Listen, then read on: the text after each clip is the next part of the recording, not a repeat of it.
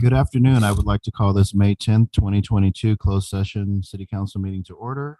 I would like to point out that the meeting is being hosted through live stream on the city's website and by Zoom teleconference. City clerk, can we have a roll call? Thank you, Mayor.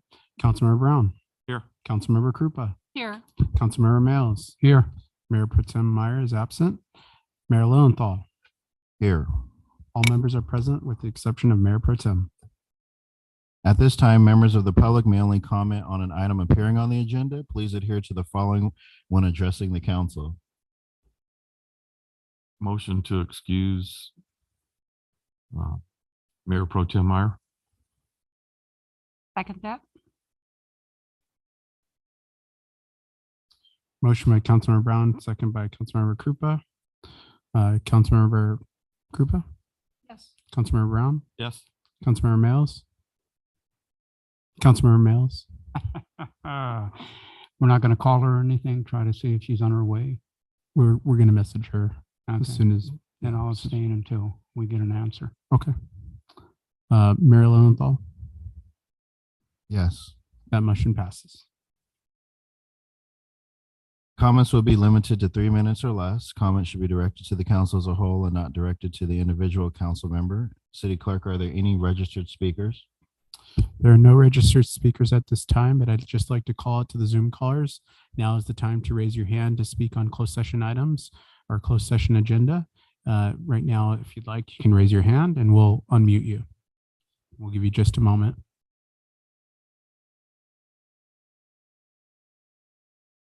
Seeing none, Mayor, there is no registered public comment. Mayor, may I make a brief announcement? On item 4C, the name of the claimant is listed as Tiffany Etherton. Although that's the name she uses on the correspondence sent to the city, I wanted to make a correction that was sent to us. Her legal name is Tiffany Murphy. Murphy, M-U-R-P-H-Y. So I just wanted to note that. This the coffee business? We'll get into the claim in closed session, but Okay. yes. Council will now proceed to closed session.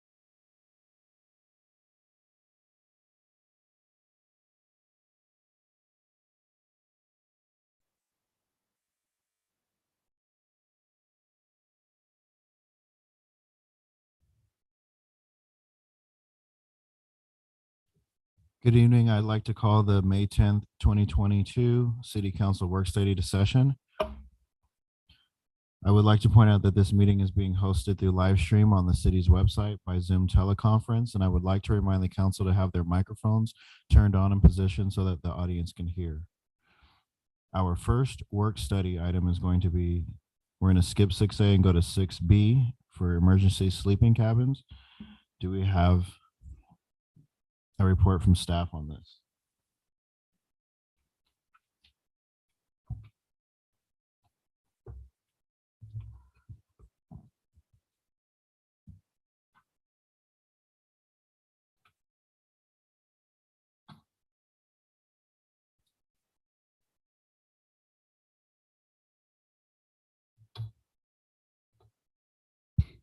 Good evening, Mayor, members of the City Council. My name is Monique Elenise Flater, Principal Planner. Tonight's work study presentation is on regards to emergency sleeping cabins, also known as pallet shelter housing.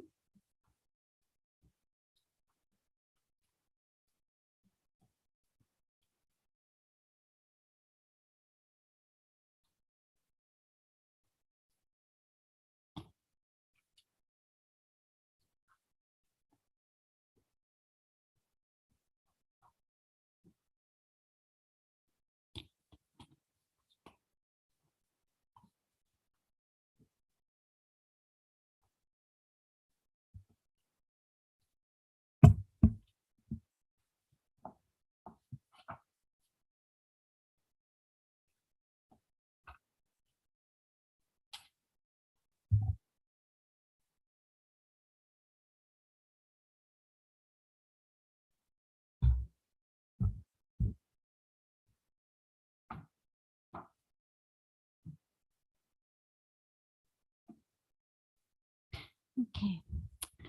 So this presentation aligns with the Council Strategic Plan integration of quality of life to ensure Hemet is safe, clean, attractive, and comfortable for all who live, work, and visit, and to explore, implement homeless solutions for the city of Hemet. Valley Restart is requesting approval to install pallet shelter village homes, also referred to as emergency sleeping cabins, to serve the homeless population within the city. These cabins provide an immediate and inexpensive housing alternative while transitioning to permanent housing. Additionally, Valley Restart has obtained a grant for the development through the State Emergency Solutions Grant Program, which they had advised us that it has to be expended by June 30th of 2022. Currently, our zoning code and the building code does not address this type of emergency housing.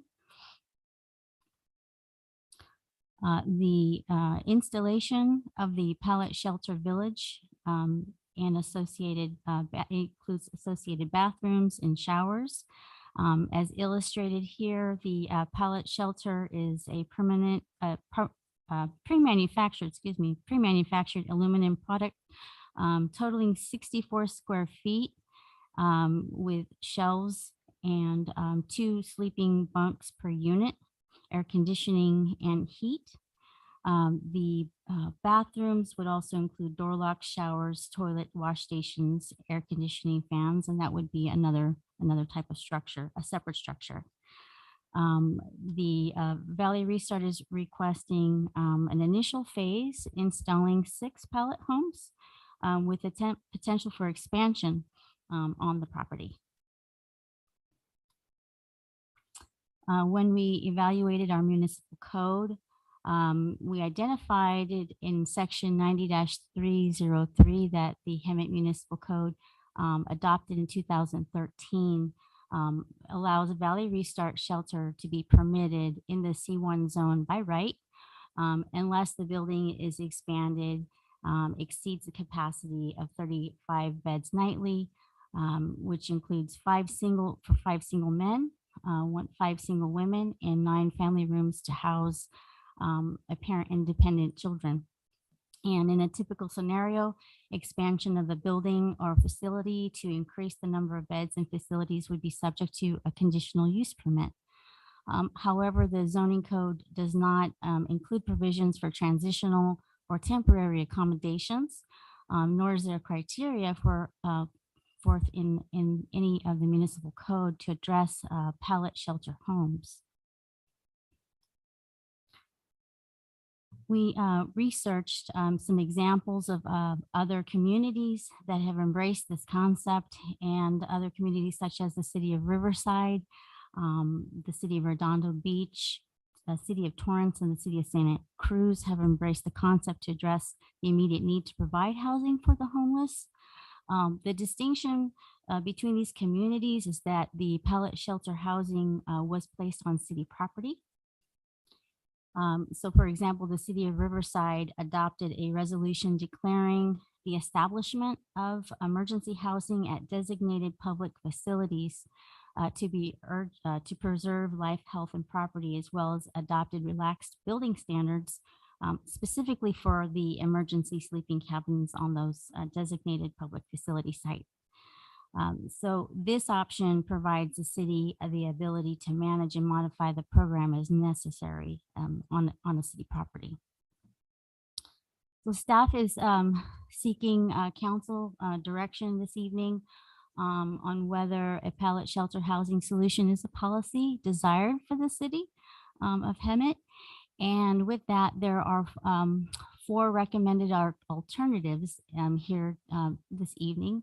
And those are: 1, would the council desire to allow pallet shelter housing at Valley Restart on a permanent basis? Alternatively, to allow it on a temporary basis or trial basis.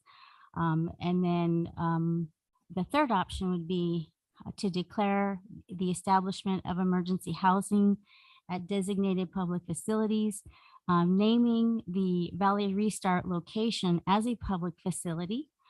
This would also require consensus with Valley Restart. We would have to take a look at that and to see if there's an opportunity for a lease back option for the city to be maintained by Valley Restart. Or lastly, identify other properties in the city that are owned by the city to be established under this program that could be potentially operated by Valley Restart.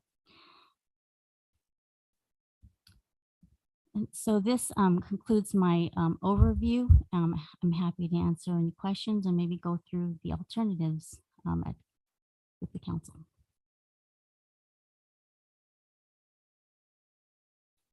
All right, council. We have 4 choices. I started with 3 because I'm like, no to number 3. I'd go with 2. Just to make sure it's going to work out properly, and instead of making it on a permanent basis and then we're stuck with it if it's not working. This is on a grant, right? This is something that will be coming in with a grant and the city doesn't have to pay for it. The issue that we're facing is that the grant has been applied for, and maybe Valley Restart can clarify that. They have applied for the grant.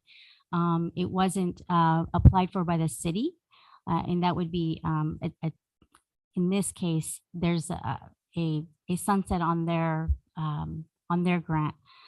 That may propose a challenge for the city to be able to prepare a program and put it in place by June 30th. So that's one of the issues where we need to overcome, or one of the challenges we need to overcome, is how we would be able to work with Valley Restart, considering they have a deadline of June 30th.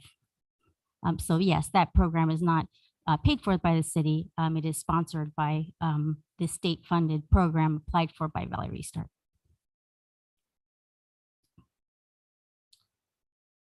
I don't know if it's possible to hear from Valley Restart on their ideas for the project. And I would like the type of materials that are going to be used for these pallet homes to be addressed, if they're fire retardant or et cetera.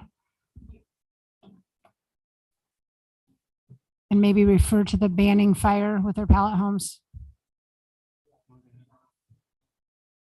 Of that incident. So my name is Javier Lopez. I'm the executive director of Valley Restart. Excuse me, can you pull the mic closer? I'm having trouble hearing. I'm Javier Lopez, executive director of Valley Restart Shelters. So yes, I came on board as director back in August. So the grant was already in place, you know, and so we just everything was kind of like the whole momentum was initiated already prior to me coming on board. So we want to take it obviously to fruition with our plans here, and we do have a deadline of June 30th. So, and we are, you know, we do want to follow the city of Hemet's whole, you know, clean environment, safety, and so on. That's why we are advocating for your support on these pellet shelters, because we do see a lot of homeless people that need the assistance to get back, you know, back on their feet. We're seeing a lot of families with small children, you know, we want to make sure we're offering some shelter for them as we work with them to try to get them permanent housing and affordable housing as well.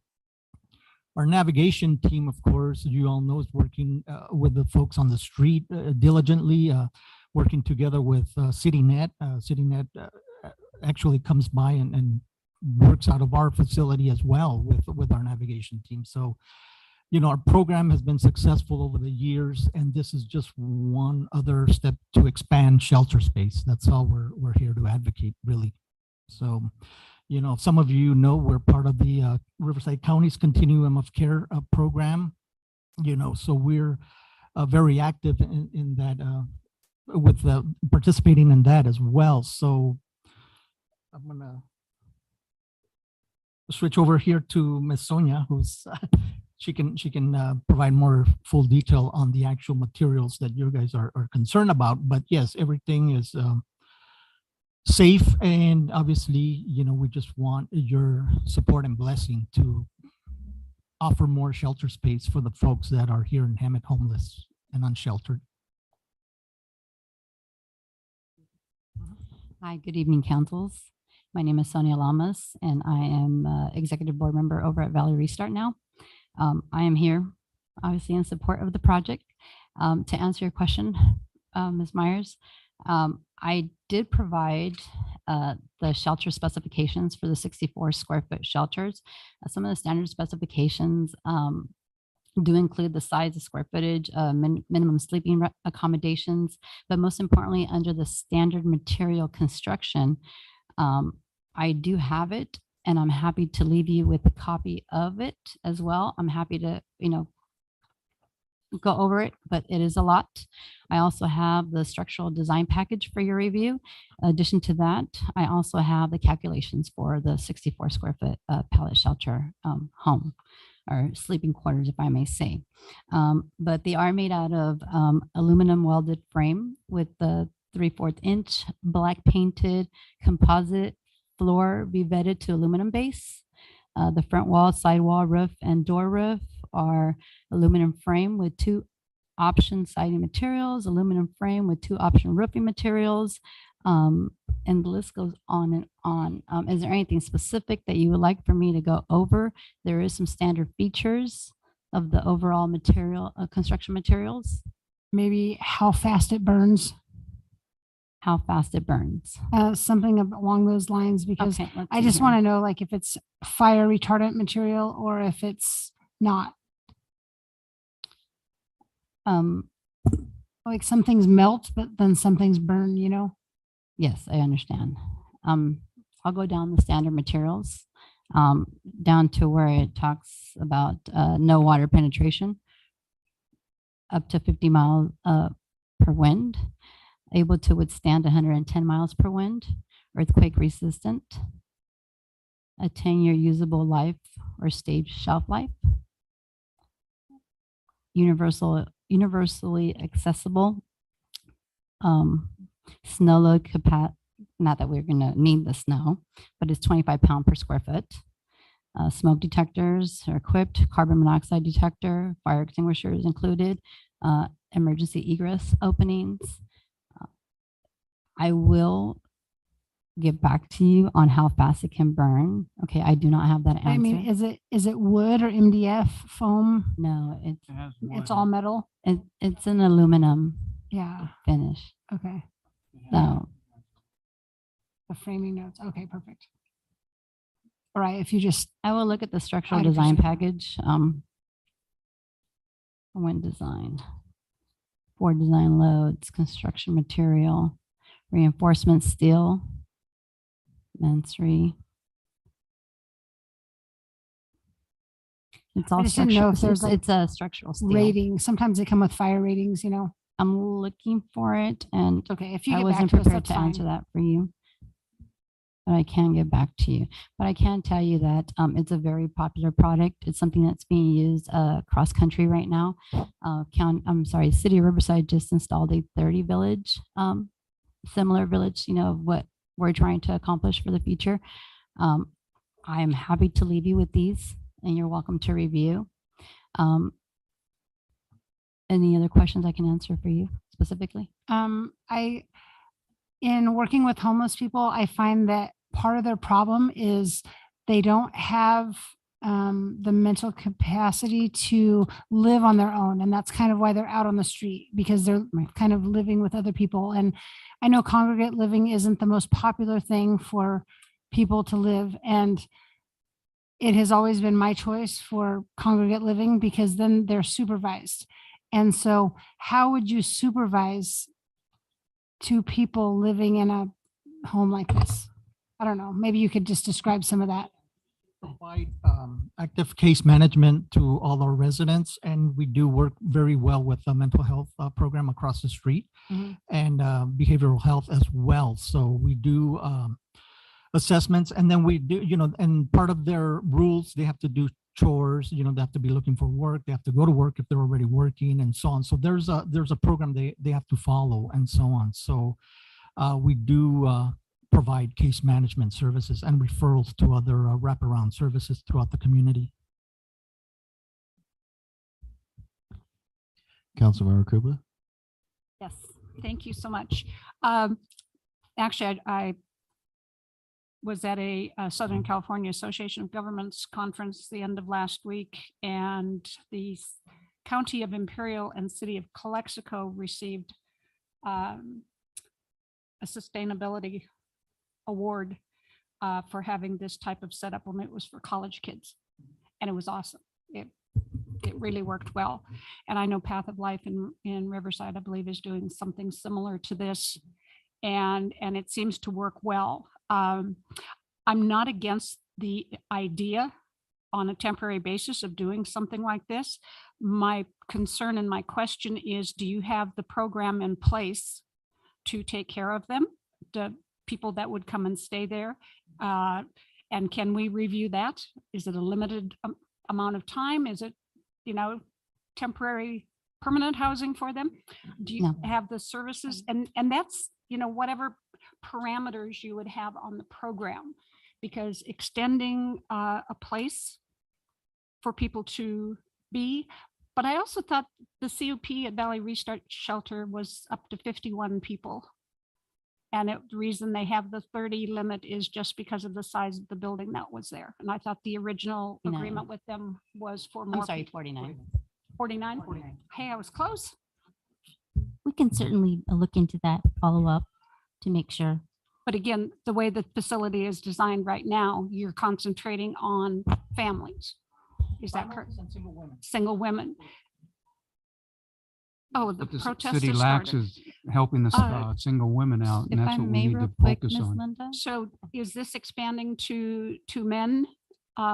Would it be veterans? I mean, that's the concern I would have. The actual thing like this, I think that the small prefab, whatever they're calling, shelter villages are probably the way a lot of cities are going to go. And I believe Beaumont or Banning has one on city property. And it seems to have worked well until one of them caught fire. So fire is an issue. And unless you screen the people daily and you can't have matches and cigarette lighters or any other combustible, that could be a problem. And then we have to take into account what the response is going to be from police and fire. So if you have that worked out in a program, I would dearly love to see it. Other than that, I'm okay. So if I may, Linda, so we have a program that's already in place, and that program only adheres to a 90-day temporary stay. At that time, we are going to the next client that's in line for that bed space. That's one. Our goal would be to be able to expand the sleeping quarters of, a potential, client that may come to Valley Restart, doing 6 pallet, sleeping quarters at a time with a 1 unit, 2 bathroom, ADA compliant, so on, to be able to accommodate the new 6, homes, if I may say. However, you did ask about wanting to look at, how the program is operating, and I would love to invite you to come out and I know how Valley Restart works. I've yes, been out there. okay, and show you what we've many, done many here. times over the last 25 years. Okay, Yeah, so I Um, know how that program works, but this is different. In that, I mean, if it's just, let me start that one different. Valley Restart does sufficient screening on its clientele yes, that it ends up being a safe situation. Yes, And I'm they are wondering if this would be the same type of thing. We would follow the same procedures we're doing now with background checks and so on, of course. And then we do random room checks and everything to make sure, those things that you mentioned are not existing in the rooms and so on. So yeah, we do that. And like you said, I really believe that these, again, if we were able to get them up and running, they will be a hit. And hopefully we can service other folks like homeless veterans even more and so on. So along with Linda's question, so instead of saying, I want to ask, is this different or is this the same type of program? And it's just expanding your beds. it would be expanding the program. Okay. And So what the we same need, program, just expanding beds. yes, okay. we would be increasing our bed space.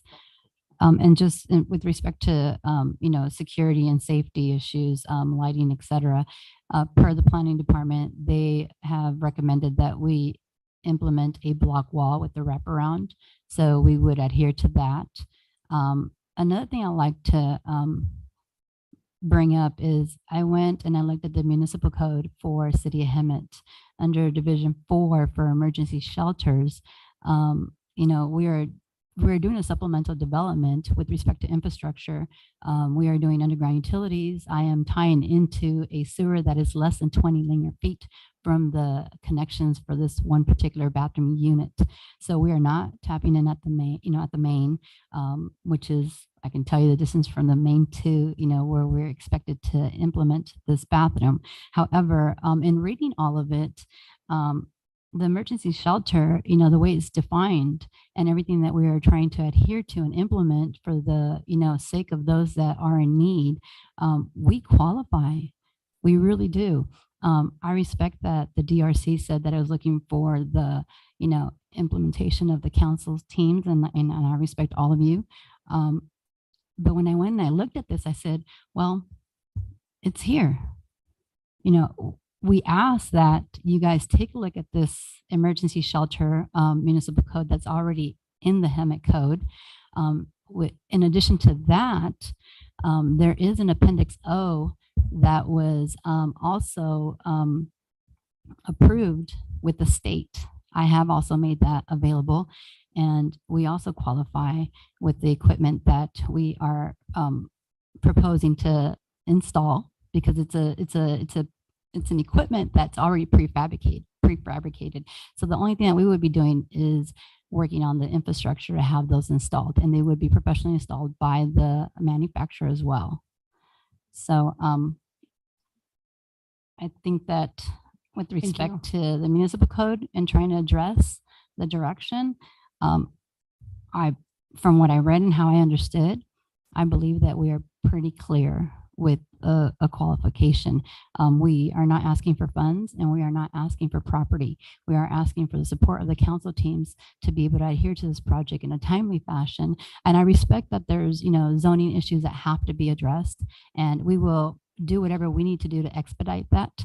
I believe that in the DRC council meeting that we had, we did receive further comments from all the different local authorities, like fire department. My paperwork has already been submitted to EMWD. They're working hand in hand with me. They haven't requested anything else, and I'm patiently waiting. And we're here today in support of the project and hoping and praying that we will get a vote for a yes. Thank you. Okay.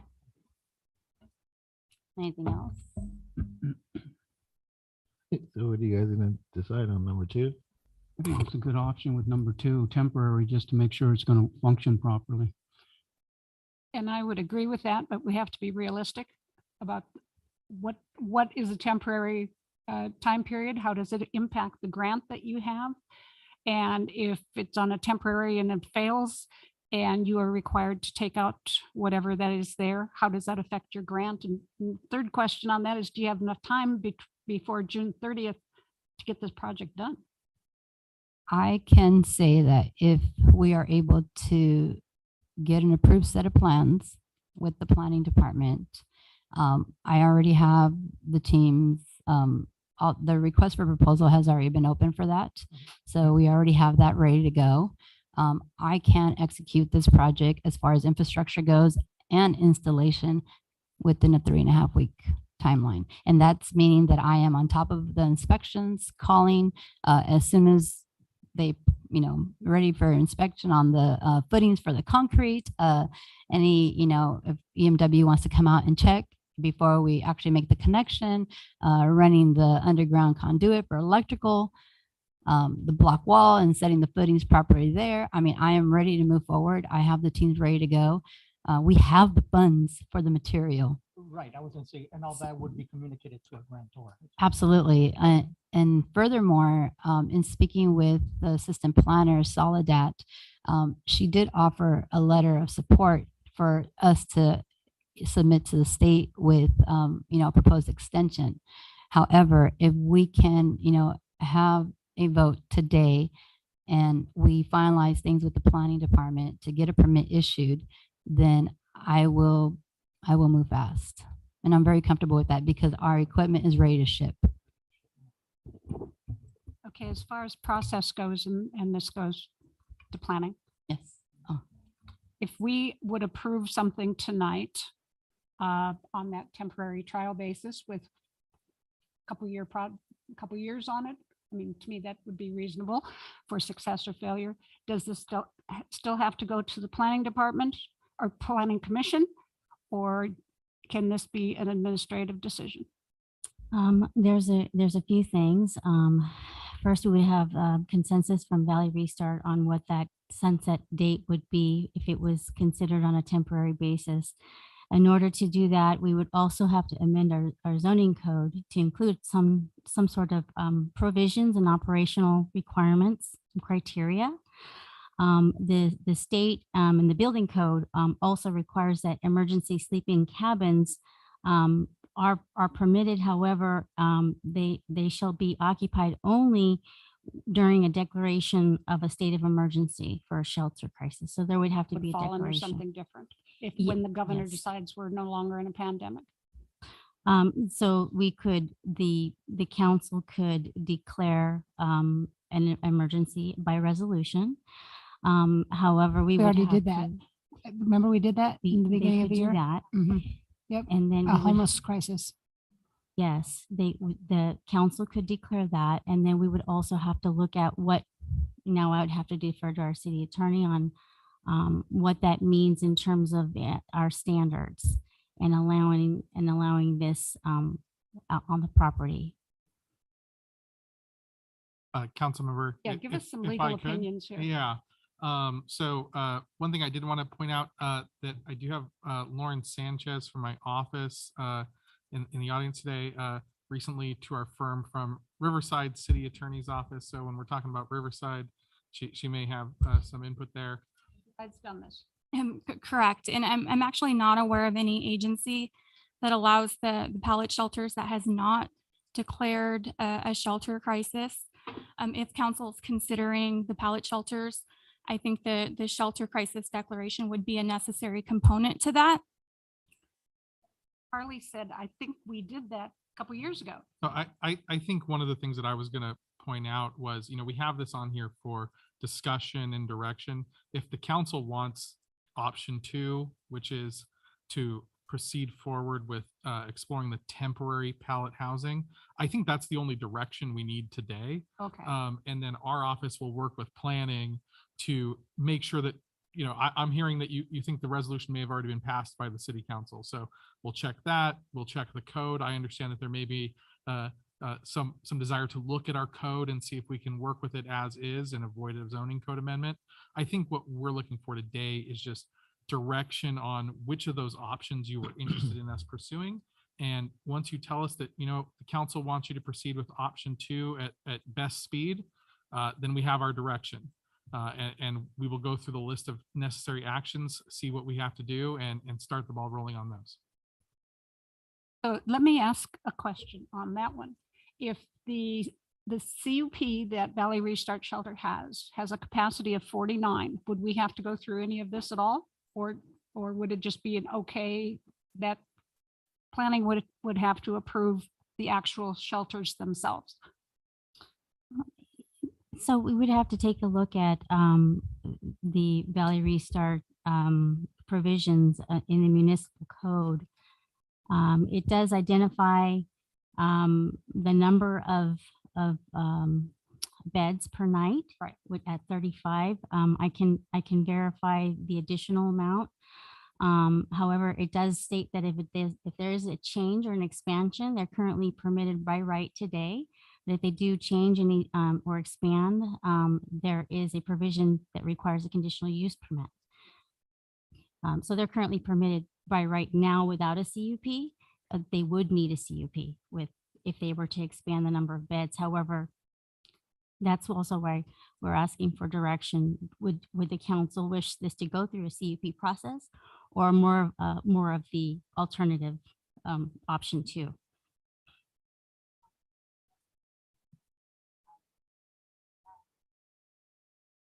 Microphone. That code that you're talking about for 35 minimum, that is correct. And it's per acre. In this case, Valley Restart, the front part of the property, because it's actually 1.9 in the front. So we have more than enough room to, possibly expand into like 18 in the future if this, when it's successful and moving forward. Okay. And I just think wanted to point that these out. are It's very important. Fantastic discussions that I think staff can have to get the application brought forward. As the council knows, if it's a conditional use permit, that doesn't need to come back to the city council. That can go straight to the planning commission and get approved. So I think that, what I'm hearing is council is interested in exploring this. Council is not interested in having it be permanent yet. So if that's the direction the council wants to give to staff to explore allowing these pallet shelters on a temporary basis and proceed at best speed to making it happen, so we meet that grant deadline, we want money coming to Hemet, then that is absolutely something that we can accomplish.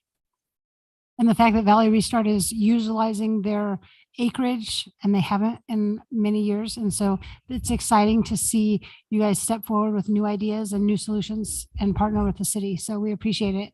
And we would like for this to move forward, like he said, at a nice. Yeah, so if we could get a motion directing staff in the city attorney's office to work with Valley Restart on option number 2 at best speed, I think that's. So moved, what he said. What the city attorney said. I'll second that. Harvey. Aye. Council, please cast your votes. We have a motion by Mayor Pro Tem Meyer, second by Councilmember Krupa for option 2. That motion passes 5-0.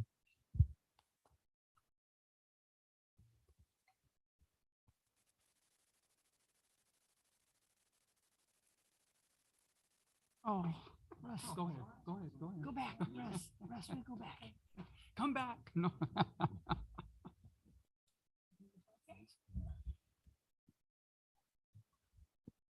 Now we're going to move to item 6C, discussion of public safety needs and spending plan for fiscal year 2022 to 2023.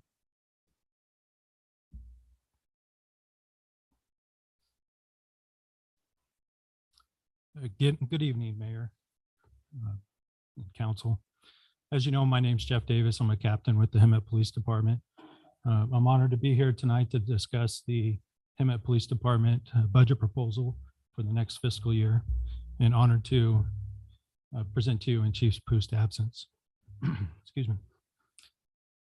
Before we get into the specifics regarding the budget, some of the things that we did internally is we met, our administrative staff met, we talked about the strategic plan, our expenditures and our revenues, and then try to marry up what's best for not only the city or the police department, but the community. Excuse me.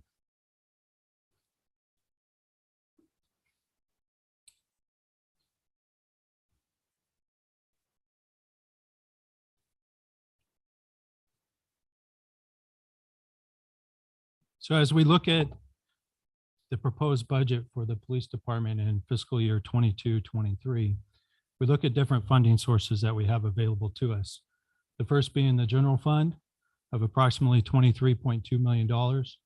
Measure U, right under $10 million. The use of Measure U fund balance at $1.8 million. The use of the CFD or the Community Facilities Districts funds, as well as the Arpa money, which is the one-time money to the city of $340,000, for a total of approximately $36 million.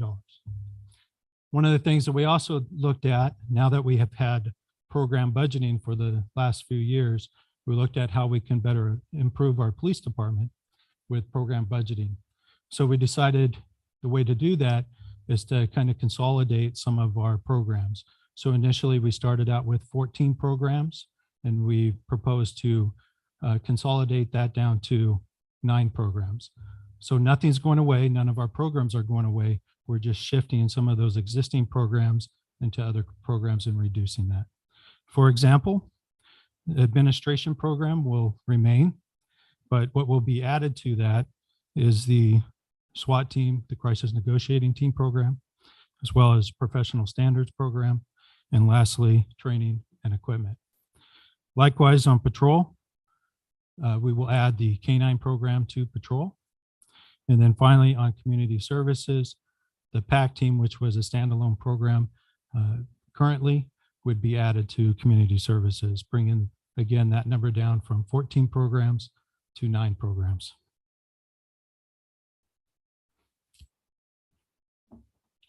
One of the other things that we're pleased to see is from our current fiscal year, those revenues have increased. For example, on the general fund side, currently in this fiscal year, we're about $21 million. And then likewise on the Measure U side, we're about 8.2 million.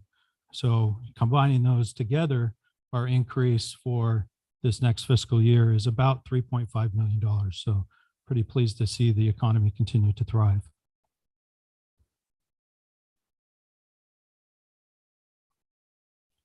As we look at sworn staff, we're able to kind of go back in history and look at what's been funded over the fiscal years. We start looking at fiscal year 1920, then move forward 2021 to the current one, and then what we propose.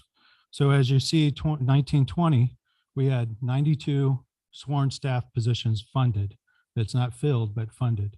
And then we move forward to 2021, and you see a significant decrease in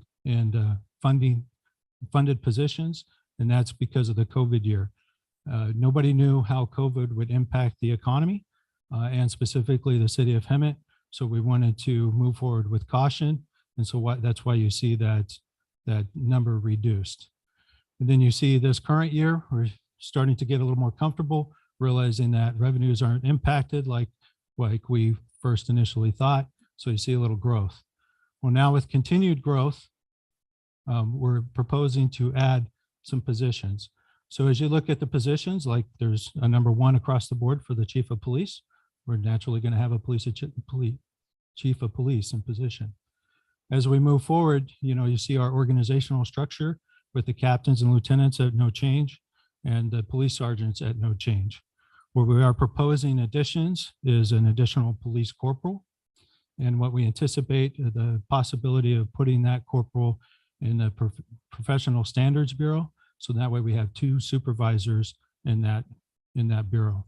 Currently, it's staffed by one sergeant, and there's a tremendous amount of work there because we deal with public records requests, threshold incidents, city liability, communicating with the city attorney and so on.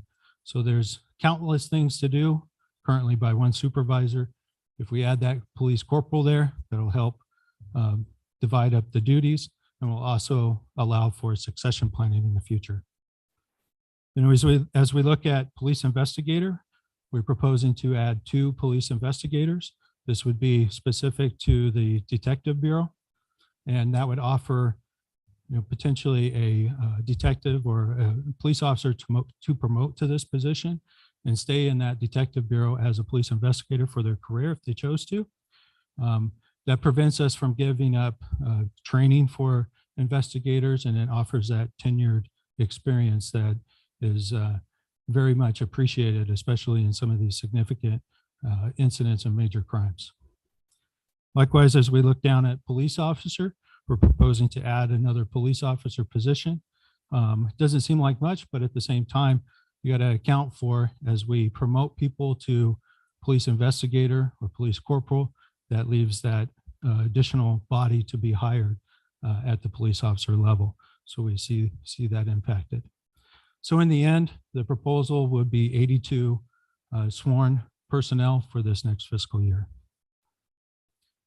As of today, we're at 73 actually hired working personnel, and recruitment is ongoing. So.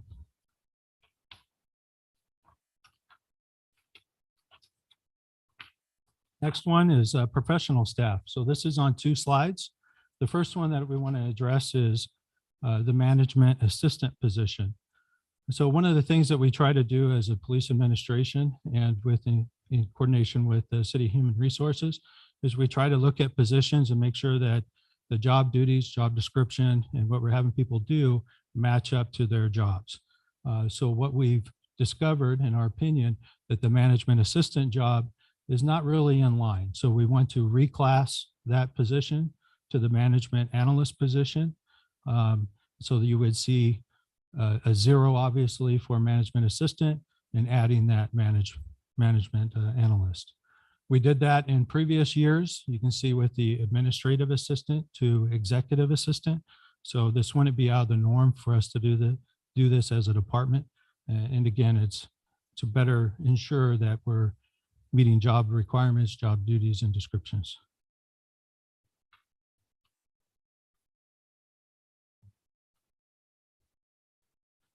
Then on part 2 of professional staff or non-sworn staff, we see our growth at the other support personnel. But one of the things you notice is we have the community services or community service officers job.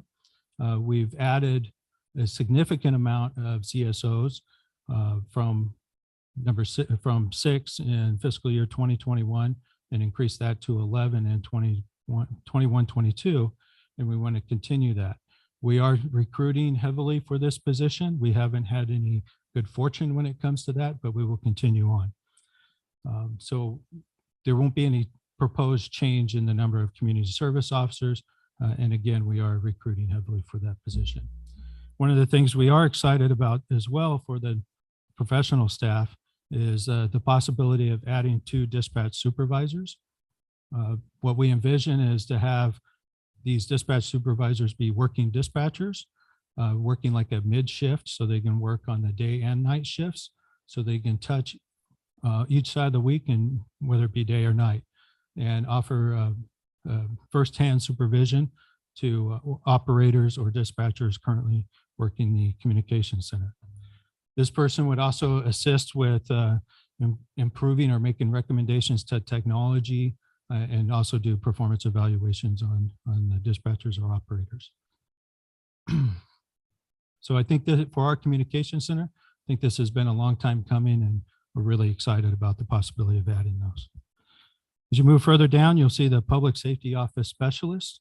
So I'm excited to say that right now we have 6 funded spots and we have 6 filled spots. So that's, I think, the first time since I've been here. But nevertheless, we feel that there's a need to add 2 more public safety office specialist.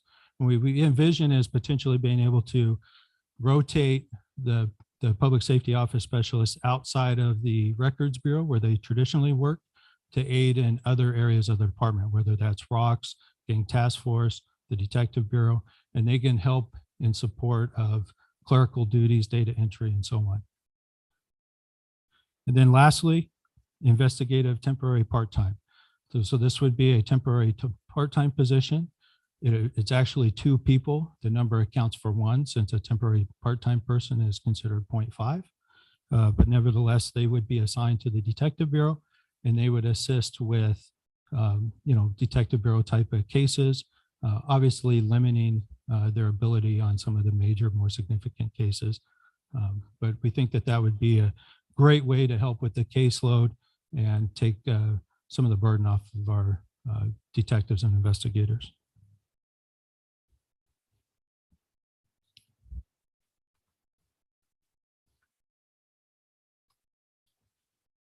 So the other thing we talked about is how we use the ARPA funding. So previously, we came up with the idea of the maintenance aides, temporary part-time positions. We haven't had any luck in hiring any of those people. But what we have talked about is basically adopting a police cadet program. This would also be temporary part-time people. We would split it half and half, 10 and 10. It would be at no additional cost. It was just mainly just splitting that money. And then why we think this would be beneficial is not only would it be a little easier to recruit, but it helps with succession planning within the police department, whether that be for sworn positions or non-sworn positions, kind of catches that younger adult who isn't eligible or have the life experience to be a police officer or fill other duties of non-sworn people. We get to see them work. They get to learn about the city, the police department, and then they can see what interests them and if they're a right match for our city and department. So we think that's a long time coming, and we're very excited about that possibility.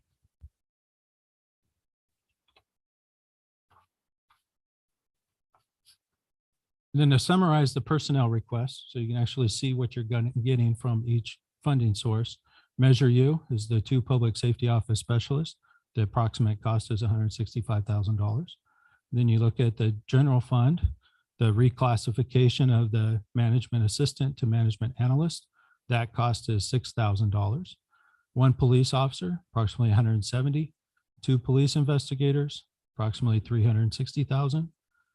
2 dispatch supervisors, we're estimating about 280,000.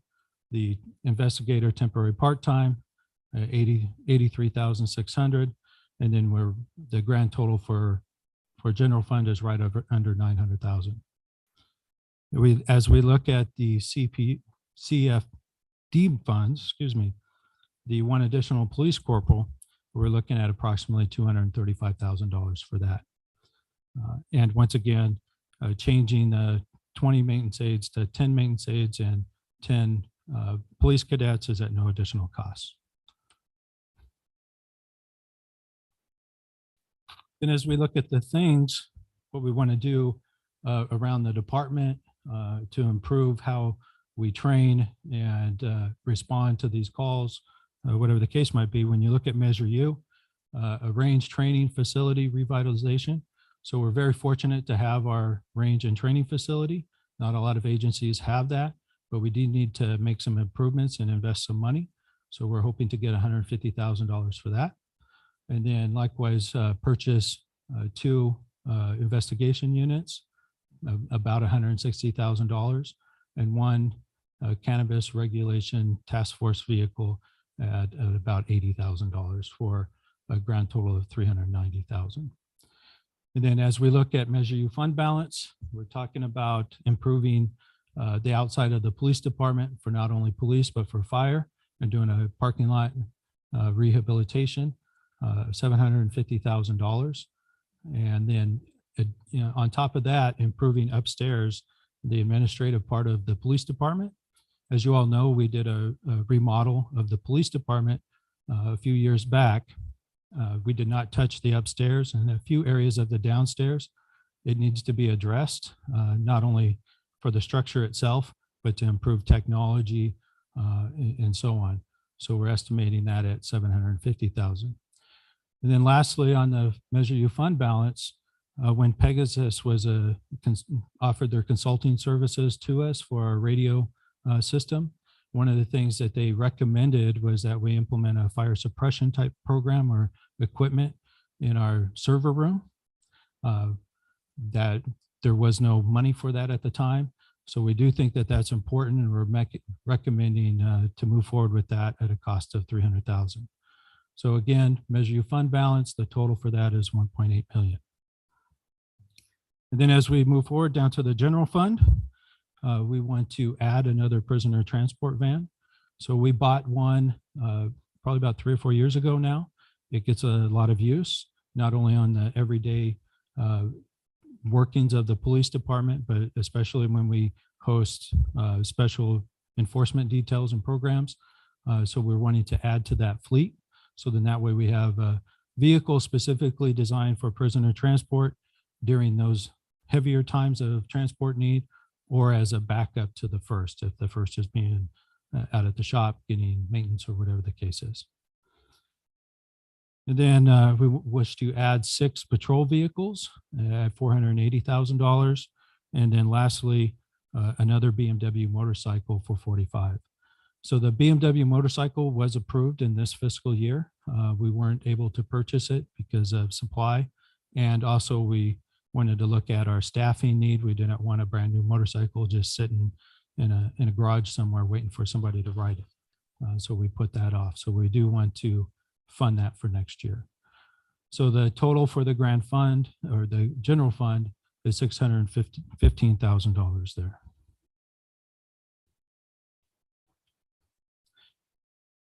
So that, excuse me, that does conclude my presentation, and I'm welcome to try to answer any questions. Are there any questions, council? I got a question on your police investigators. Whoa. On your police investigators, it shows here that you had about 5 in 2019, 20 and 2020, and then down to 1 in 2021, and still at 1. What's the reasoning behind that?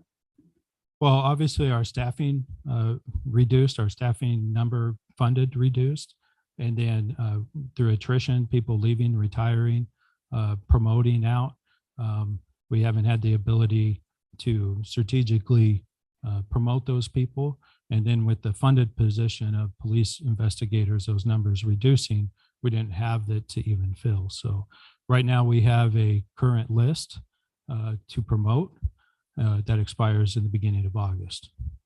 Thank you.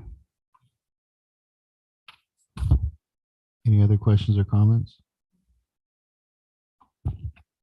So there's no funding for investigators. Is that what you're saying? There is funding right now for one investigator. For one.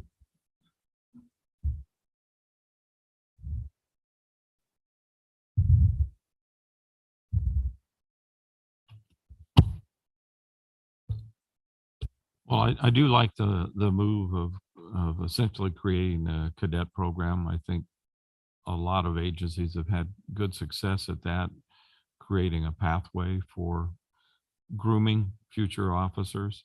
And I think that that's a good move, even though the numbers of people won't necessarily change, having that pathway. So theoretically, they could go from police explorer to cadet to recruit to officer, and grooming homegrown officers is a good way to go. So I like that approach. I know right now council had some emphasis on traffic safety, traffic enforcement, and I know that we have some go-getter traffic officers, but we're having to do that right now on an overtime basis, correct?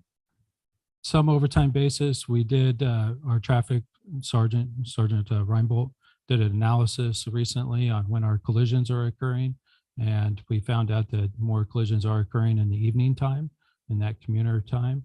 So one of the motor officers, we did a schedule change, so they're starting later in the day and working later into the evening. So you'll see more traffic enforcement specifically by our motors during those later evening hours. Good, thank you.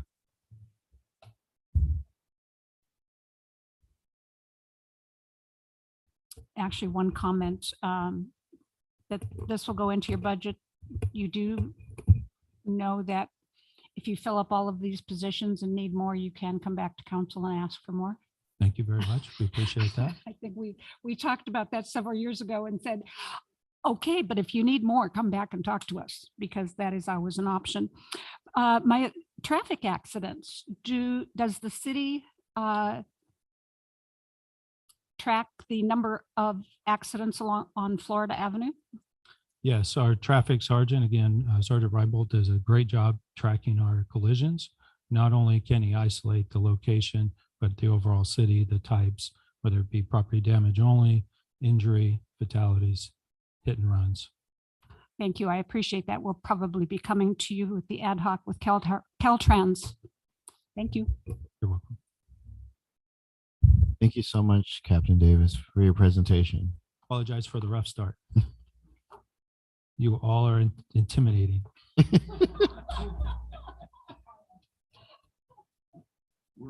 We are intimidated. We don't intimidate police officers. Good evening. I would imagine our PowerPoint should be coming up as well.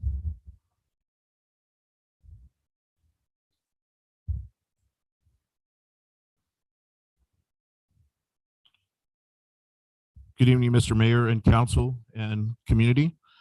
It's certainly a pleasure to be here tonight with you and present the Hemet Fire Department's proposed supplemental request for fiscal year 22-23.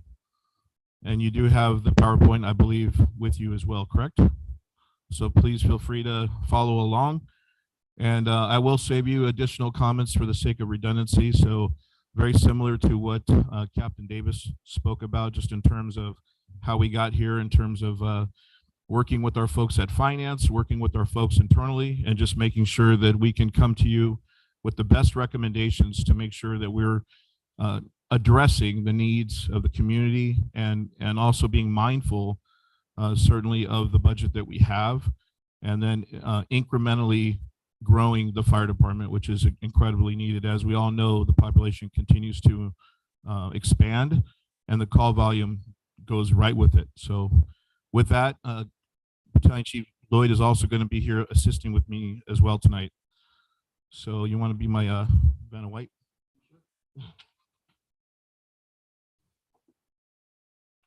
So much like the police department, the positive news is the request that you're going to see tonight. They meet all the strategic plan priority goals set forth by the city council. And we can certainly get into each one of them a little bit more as we talk about the certain recommendations. But I just wanted to throw that out there right away, that we certainly made sure that everything that we are doing falls right in line with what we're trying to do as a community, and those of you that are the leaders of this community.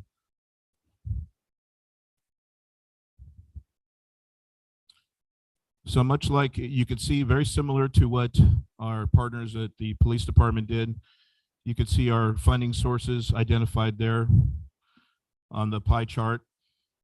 So we have general fund 11,606,400, Measure U 4,909,900, Measure U fund balance of $400,000, CFD of $329,100, ARPA of $2 million.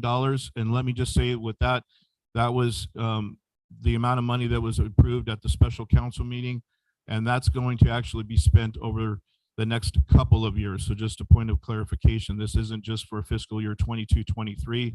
That $2 million will be spent over the next couple of years in the projects that council already approved. So thank you for that again. AMR penalty fees of $70,000 for a total of $19,388,900.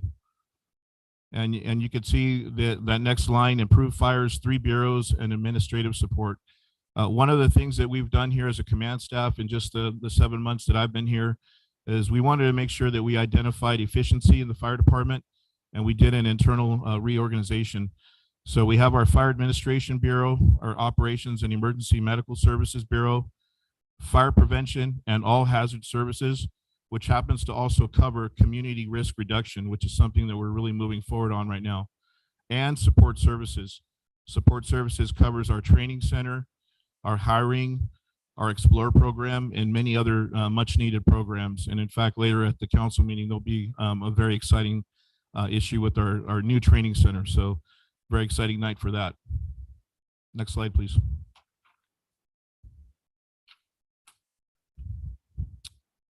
So with innovative revenue, we are looking at every single grant that we can, believe me, and we want to make sure that we are looking and exploring all of those different funding options, and we're thinking outside of the box as well. So I made it clear when I came here that that we were going to make sure that we explored different funding options, that we looked at best practices, we looked at industry standards, we looked at things that other public safety organizations are doing to make sure that they're bringing money to the general fund. Again, public safety, our goal is to be cost neutral, but certainly if we can help bringing revenue to the city and to the general fund, that's certainly what we're going to try to do.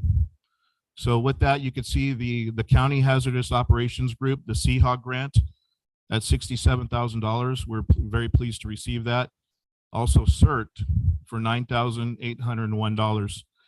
And it's exciting because we now have our new emergency services coordinator who is already actively working with different groups in the city, and he's already planning to schedule CERT beginning in July and going through the rest of the year. So I'm incredibly proud of how quick we're doing that right now as well.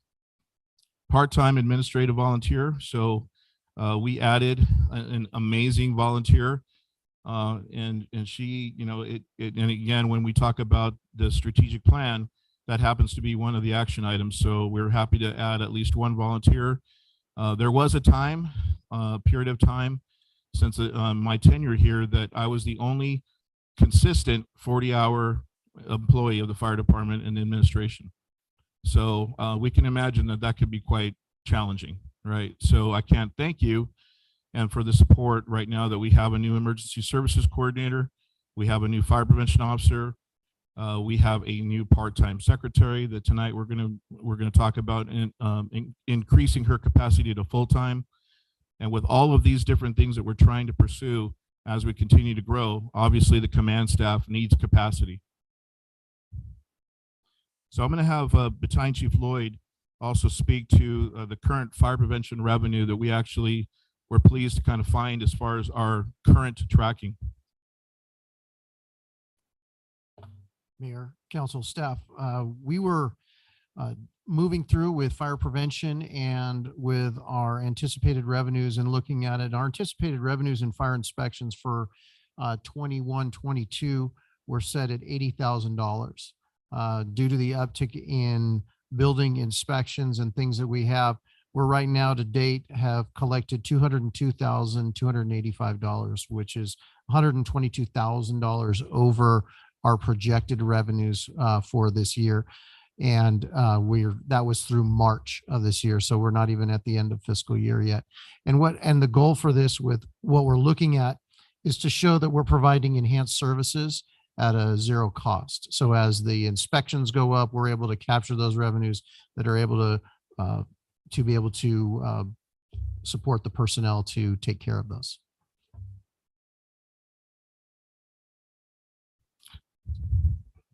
Yeah, take that. So thank you, Chief Lloyd. And with that, I have to say that the Fire Prevention Bureau, all of one, she's done a fantastic job of creating a database that frankly didn't even exist here. So we should all be very, very grateful that we're identifying things to make our community safer, especially that we have, vacant buildings. We have a lot of new construction. We know that we're going to be getting 3 million or so square feet and new commercial tilt-ups. We have a lot of residences coming in as well. And we certainly want to make sure that we're ahead of that. And I'm proud to say that our Bureau is moving in the right direction. And part of that is going to be an additional request tonight.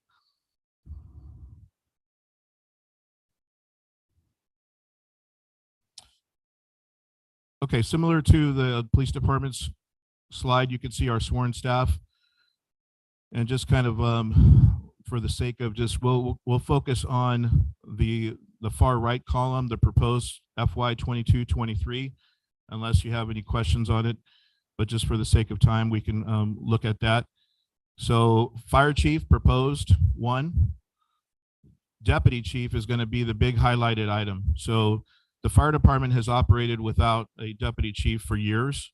And I can tell you that, again, in industry standard or in any comparable size fire department, you do not see the lean command staff that the Hemet Fire Department currently operates with.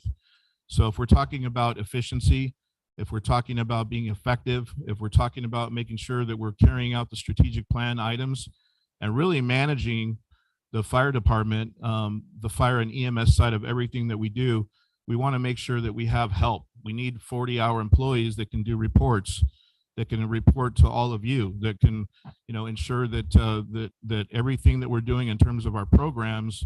And what happens now, just for a little context, is it's me, frankly, and then my 3 battalion chiefs that are on shift work.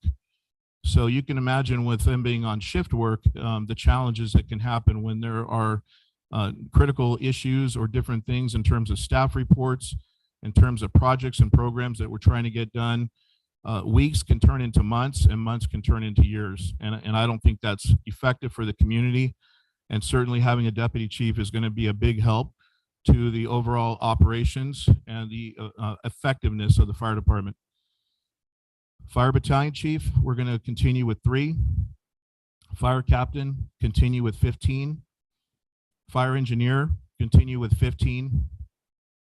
Firefighter paramedic, we're now proposing going from 15 to 18. So that's going to add 3 firefighter paramedics that are vital to the operations of the Hemet Fire Department, which will also take care of the vacancies that we currently have, the vacancies that we already are forecasting, and it helps manage overtime as well. Fire prevention officer, we currently have 1. We're proposing to add an additional fire prevention officer. I could tell you that in the short amount of time, our fire prevention officer, Stenikin, with the database that she's created, has already identified hundreds of different, what we call state mandated inspections that we have to do, not want to do, not maybe do, we have to do, right? And so we're going to need help, but with that is part of the cost recovery and the industry standard inspections that we can do with our city approved fee schedule. Moving over to administrative staff. Again, let's focus on the FY 22-23 proposed far right column. Emergency services coordinator, that's going to remain at 1. The EMS coordinator, that's our nurse educator that helps train our paramedics. That's a 0.5 or a half position. Administrative assistant, 1. Office specialist, going from part-time to full-time, 1. Management analyst, that's going to be a new position for the command staff in the fire department, 1.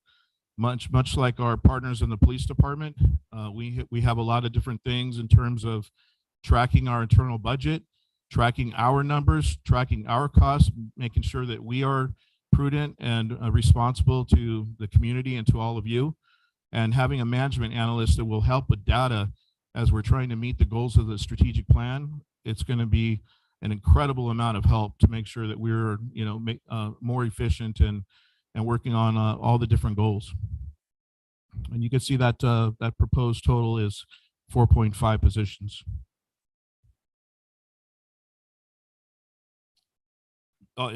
Yeah, good point. As well as have that bandwidth helps with the grants and everything that goes with managing the grant effectively. In summary, so you can see the general fund, we have 1 deputy chief that's 348,300, and these numbers are fully burdened, just so we all understand what these numbers mean. And we worked with our finance folks to get these numbers as well. 1 management analyst at 137,600. And then the increase of a part-time to full-time office specialist for 45,500. 3 firefighter paramedics, which is 492,600, 1 fire prevention officer, 141,000, and peak demand overtime, 245,000, for a total of 1,410,000.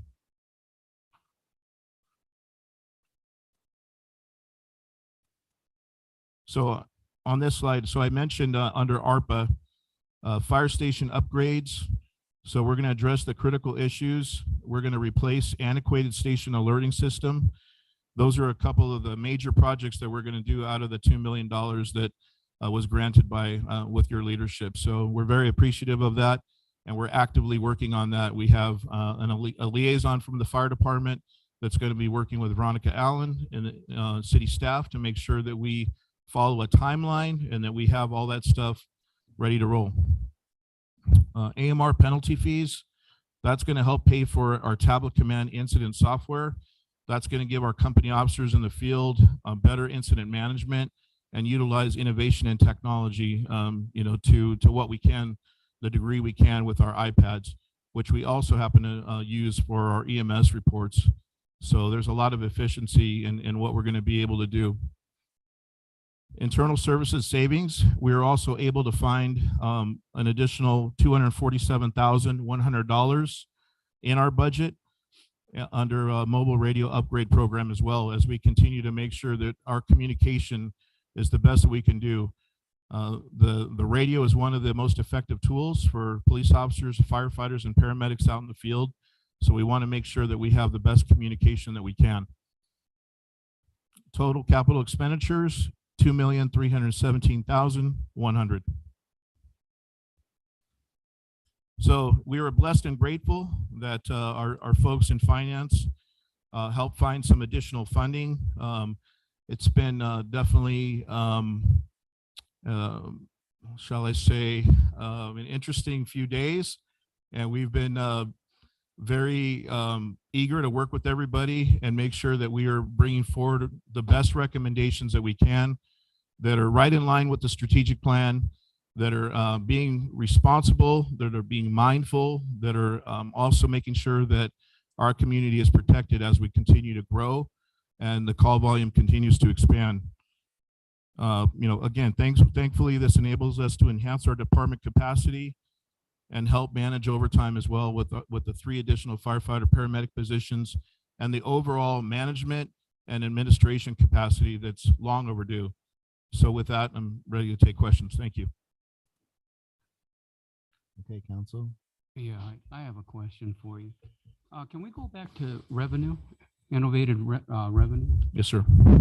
Something new, or because I was looking at last year, I believe last year's budget, and trying to learn, trying to educate myself, and looking at Hemet's budget for fire department, I didn't see anything that had revenues on it, but yet I went to another budget of another city, and they had budgets for revenue budgets, and I just want to know what we do different, or is this something new that you're doing?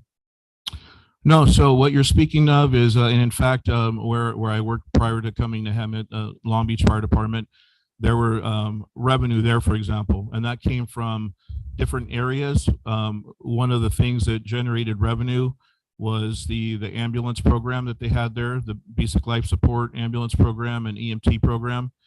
Also the fire prevention program, having a robust fire prevention program that worked with code enforcement partners, where you were able to, just conduct all the state mandated inspections that you're supposed to do on residential, on high rises, on mid-rise buildings, on all the different business occupancies.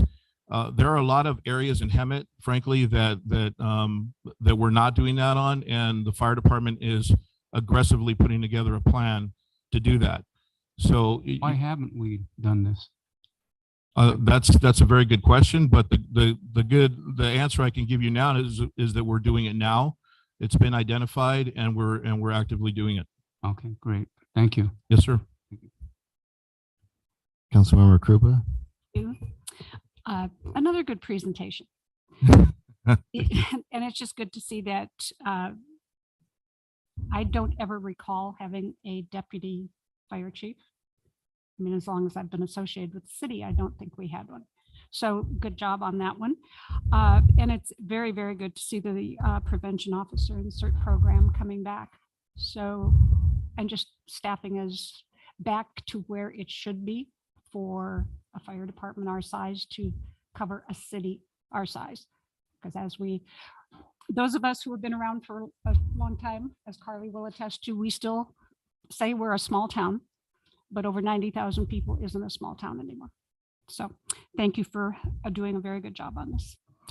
I really appreciate that comment. And I will say that the other thing that what we're going to do with this is the administrative capacity to the council member Mills' question earlier. A lot of that couldn't have been done, frankly, because if everybody's got their head down, just doing all the work every day, you certainly can't have the 30,000-foot view and really expand and see what's going on in terms of capturing revenue, in terms of, moving ahead, right?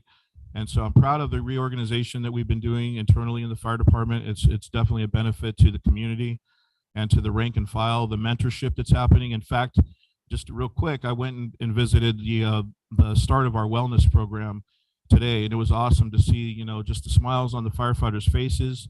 They're going to be going through some behavioral health training, some wellness training, fitness exams, and these are all things that we should certainly support and be proud of our men and women that do a tremendous job here. So I thank you for that as well. And then along with that, also, I just and you brought up the deputy chief. So I was just we do have a report as well that shows the need for capacity in the command staff, and we actually do have. Have you seen the report? Okay. So we do have copies of a report that I turned in that talks about administrative staffing and the need for it. It also shows other fire departments, and when you see a picture speaks for itself, right? When you see the table, that shows the different comparable cities, you will see a couple stats that really jump out at you. Number one, that we're the busiest fire department compared to the other cities that are listed. And number two, that we have the leanest staff, right? So again, the recommendations fall within our budget. We're being responsible, we're being prudent, and we're making sure that we're addressing these needs as we continue to grow. So just appreciate everybody's support. Councilmember Brown? Your last comment reminds me of a comment that harkened back to my military days, where we talked about we've been doing so much with so little that we're now capable of doing everything with nothing. So hopefully, I think this organizational structure is a necessary stepping stone to get to where we want to be with the overall staffing. I'm happy to see the emphasis being placed on emergency preparedness and the CERT program. And obviously those things require an awful lot of office time to get up and running and to maintain. I know one thing for sure: when you recruit a bunch of volunteers, especially doing some kind of public safety work, that's a hungry animal that needs a lot of care and feeding. Yes. And just having one fire chief to try to do all of that and manage operations is an impossible ask. So I think you're putting the priorities, building the structure, and once we get that established, then we can start filling in with the line staff that are actually going out and putting the wet stuff on the red stuff. Yes, sir, definitely. I agree. I'd like to commend you and the fire department on the calls that you get compared to the other cities, and your staff, how you're half staffed and you get all these calls. That's amazing. And that's the thing, is I certainly don't have to come up and do any sort of grandstanding or anything. The numbers and the data, it speaks for itself. Wow. So Well, thank you. yeah, for thank what you. do. Thank you. Any other questions or comments? So the tablet that you talked about earlier, is that the same tablet that you use, like if you go out on a call and it can help you with sign language? I'm not Or sure if the interpreting? well, I'm speaking of an iPad and it's a program called Tablet Command that's actually has the incident command system in it. So it helps our company officers out there manage incidents when it comes to structure fires, wildfires, hazardous materials incidents. And the other part of that is we're also integrating different things like fire prevention. So we can do our fire prevention inspections out there. And as we continue to grow the fire department and gain additional staff, that's the idea. So we continue to incrementally grow, and we also phase in additional aspects of our Fire Prevention Bureau. Okay. I do have one more question, and if you can't answer it right now, just get back to us at some point. I know that some time ago when before we lost our emergency services coordinator, the operational plan I believe had been completed and submitted to the state for the state's review and approval. Do you know what the status is on that right now?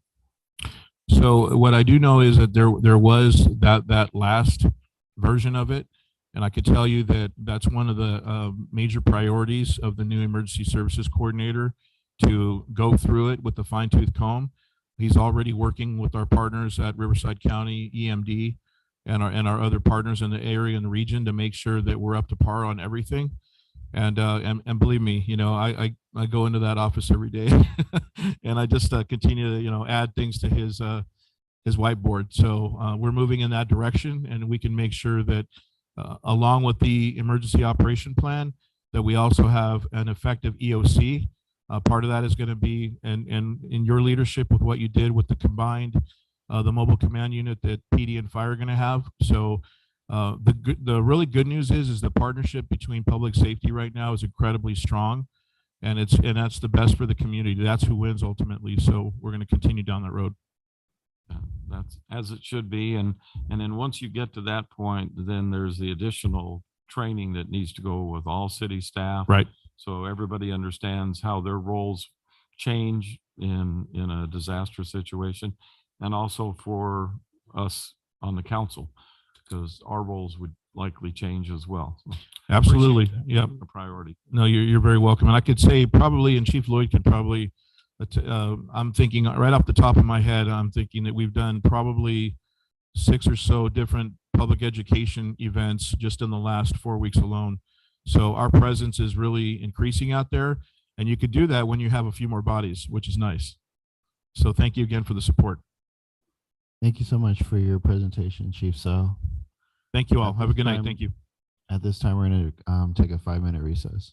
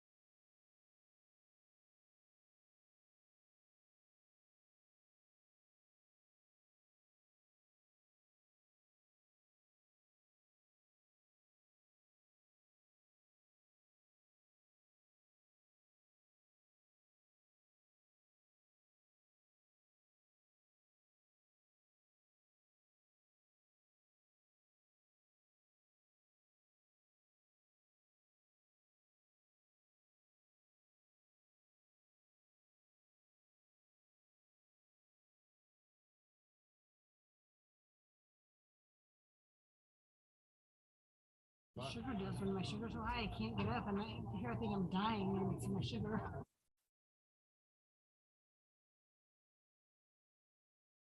I feel so much better. I'm like, you said that last week that I looked better. I was like, oh, I was like, oh man, because I felt like I was just dying, and I'm just like, you know what I mean? Because you don't know, it's all in your head, literally.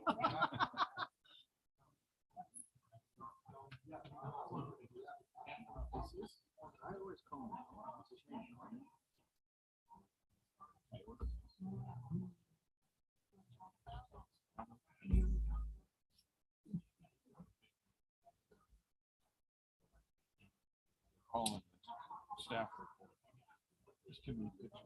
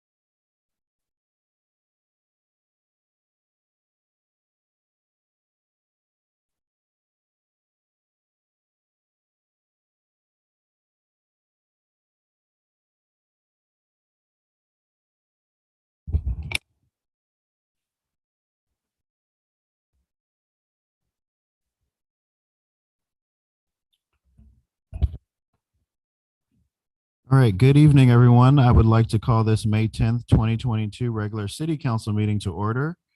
I would like to point out that this meeting is being hosted through live stream on the city's website and by Zoom teleconference. And I would like to remind the council to have their microphones turned on and positioned so that the audience can hear. City clerk, can we have a roll call? Thank you, Mayor. Councilmember Brown. Here. Councilmember Krupa. Here. Councilmember Males. Here. Mayor Pro Tem Meyer. Here. Mayor Lowenthal. Here. All members are present. The invocation will be conducted by Norm Kairos, followed by the Pledge of Allegiance, Councilmember Brown. Good evening, Mayor and Council and staff. So I'm going to bring you words of hope today from 1 Peter 1:3-5. Praise be to the God and Father of our Lord Jesus Christ. In his great mercy, he has given us new birth into a living hope through the resurrection of Jesus Christ from the dead, and into an inheritance that can never perish, spoil, or fade. This inheritance is kept in heaven for you. Let's bow our heads and pray. God, our Father, hope is something that we lose sight on sometimes when we go out and we struggle, and I just ask that you just always keep us focused on you, because you are ultimate hope in everything that we can do. Ask that you just bless this council, help them, guide them in their decision making as they're doing the work of the people here in the community. And again, just open the eyes of all of us, and just help us spread this hope that you have around to our communities and other people that feel that their efforts are just hopeless. We pray this in Jesus' name. Amen. Everyone, please remain standing, face the flag, and join me in the salute to our nation's flag. I pledge allegiance to the flag of the United States of America and to the republic for which it stands, one nation, under God, indivisible, with liberty and justice for all.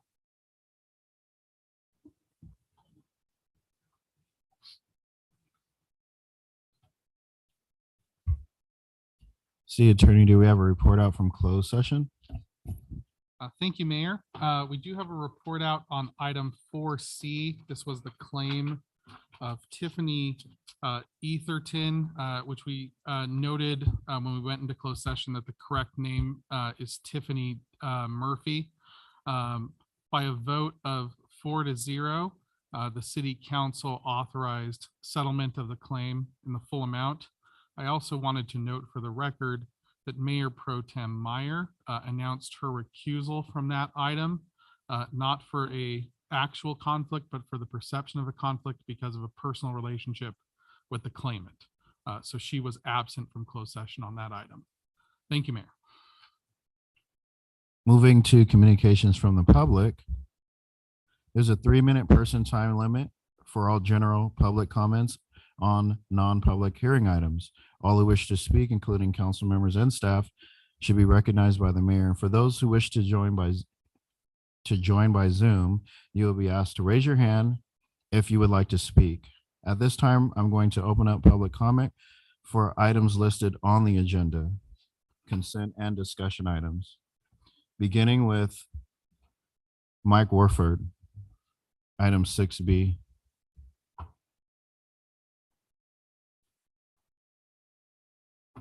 Good evening, distinguished council, ladies and gentlemen. I'm Mike Wofford from Empire Mobility and Maneuvering Veterans Forward, which falls under the umbrella of Clover Lane Foundation. You know, we're very active in the city, very active in helping people. We're a nonprofit. We are all volunteers. So if your heart's not in it, we can't use your help.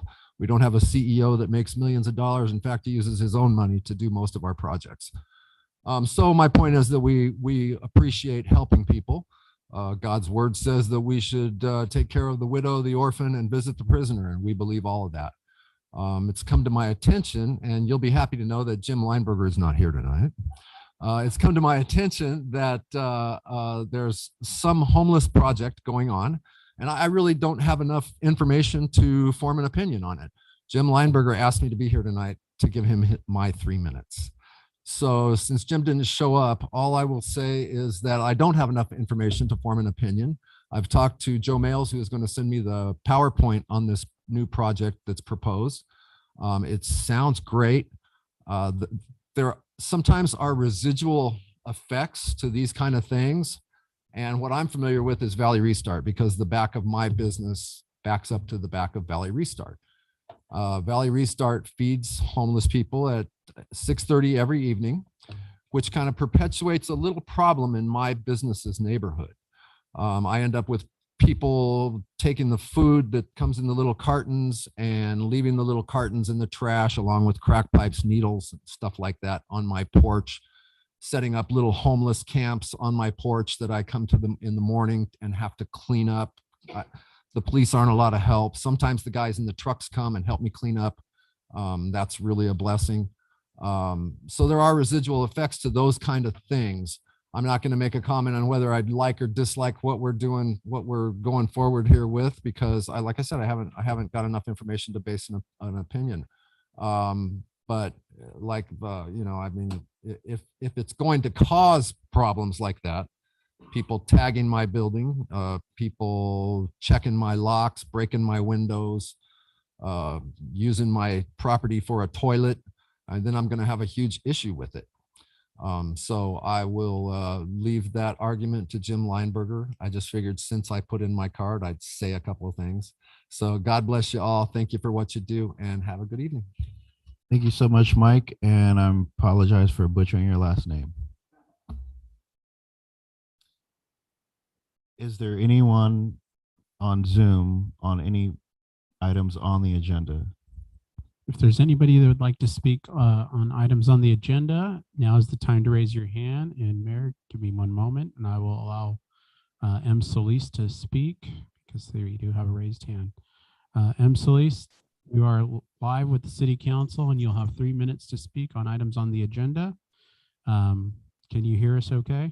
Yes, I can hear you guys. Can you guys hear me? You're loud and clear and you'll have 3 minutes starting now.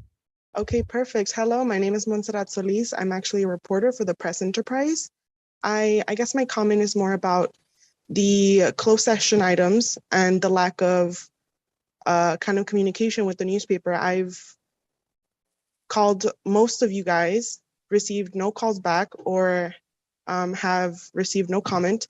And I would just like to remind you guys that not after, but because of the Brown Act, I want to remind you guys that if there's an action to appoint, employ, dismiss, or accept the resignation of an employee of the city, the public has a right to know, and so does the newspaper. And I guess that's the end of my public comment. Thank you. Mayor, may I make a brief response to that? I would say that I certainly agree that the Brown Act requires certain actions to be reported out of closed session, and this city council and city attorney take that very seriously. And whenever action is taken that requires reporting out of closed session, as far as I know, this city council has done it and it is reflected in the minutes. So thank you, Mayor.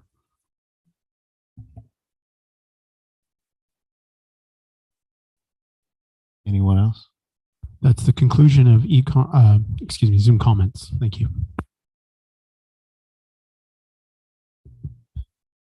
Now I'm going to move to items not on the agenda, beginning with James, and help me with your last name.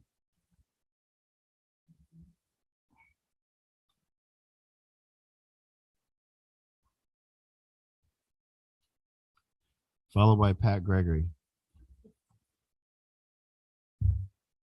Too bad I wasn't trained in public speaking, but I'll try my best.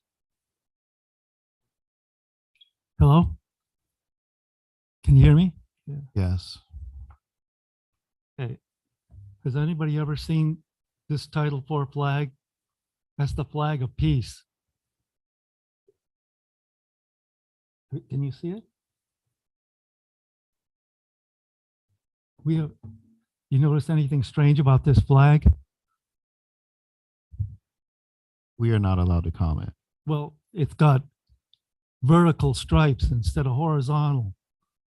And we've been at war now for 200 years, ever since Abraham Lincoln, that stalwart of freedom and liberty. He changed the 13th Amendment, and we've been at war ever since, because every president has, by executive order, has just automatically do it.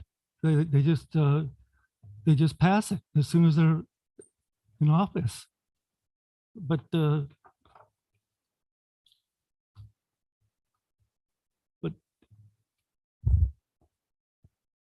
I need a car right now, and there's only. But this is the only dictionary we can go by. We can't go by Webster's. It means absolutely nothing. Black's Law Dictionary is the only thing they go by. The United States has 3 different. Let me see if I can find it.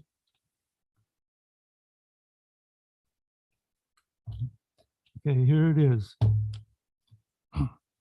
This term has several meanings. I thought it only had one. Didn't you? This term has several meanings. It may mean merely the name of a sovereign occupying the position analogous to that of other sovereigns in a family of nations.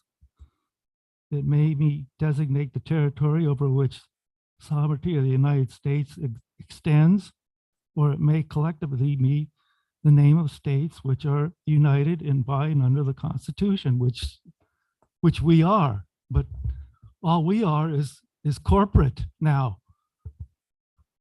Both those other two definitions are corporate United States. Our regular United States, I asked you this before. Mayor, I hate to interrupt the speaker, but public comment is for items within the jurisdiction of the city council. And so I would recommend encouraging the speaker to direct his comments to something that the city council has jurisdiction over or can control. James, does that make sense? Well, I thought it was. What you're asking us to do, we have no control over. But that's the trouble. That's exactly the trouble. Nobody has trouble. I mean, nobody has any access to what's going on right now. We're being run by a criminal syndicate. And that's why we're in this position. It's obvious Biden wants us in a third world country. And we're going to wind up with one if you guys don't stop it. Okay, James, I understand you, and you're unfortunately out of time. All right.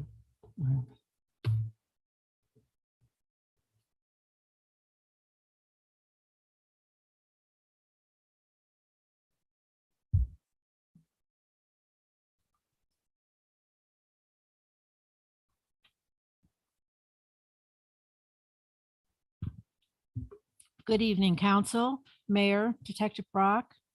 I didn't know if there was a police presentation on the budget, but after hearing what our fire department said, I think it's time. I think this council needs to accept all of their requests. It's been 6 years, it's been $60 million, and it's time that this council honors its promise.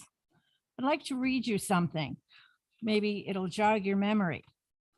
The City Council hereby reaffirms Resolution number 4703 and again pledges to abide by the terms and conditions of Resolution 4703 in all respects, including without limitation, pleading to expend all proceeds of the Measure U general transaction and use tax for enhancement of public safety services within the city of Hemet as provided herein.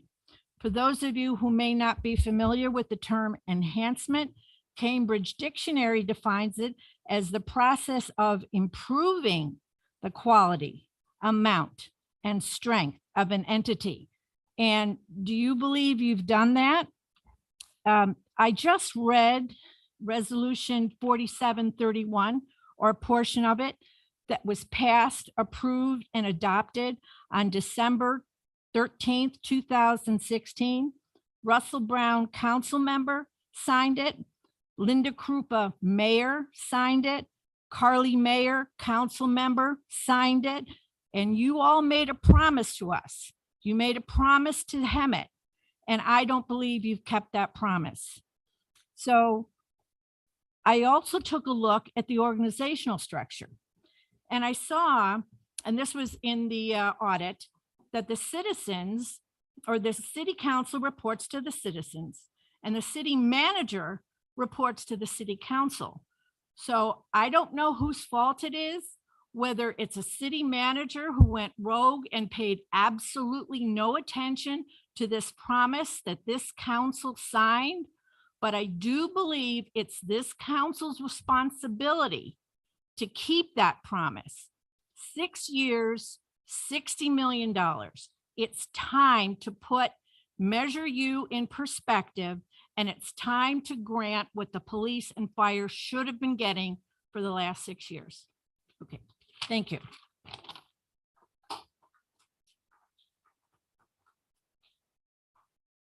Thank you, Pat Gregory. Norm Kairos, followed by Terry Larned. Good evening, Mayor, Council, and staff. I want to bring some good news from the Ramona Amphitheater. We had a tremendous success. We had some bugs we worked out, but for the 2 weekends, and I do want to thank you for everybody that was able to make it out there. We had an awesome 4th grade day, thanks to Hemet Unified School District and San Jacinto Unified School District. Brought their 4th graders out there. And the exciting news I have is we're going on our 100th year next year, and we are starting this Sunday. We're starting our planning, we're starting our organizing, and I would like to invite you all to come out to the Ramona Bowl, 6:30 this Sunday evening. We're going to start planning, start gathering up the troops. So anybody in the community that would like to support the Ramona pageant for next year, we're not going to wait till the last minute. We're going to go ahead and get things started now and try to make it a spectacular season. So once again, thank you all for your support. Thank you, Norm.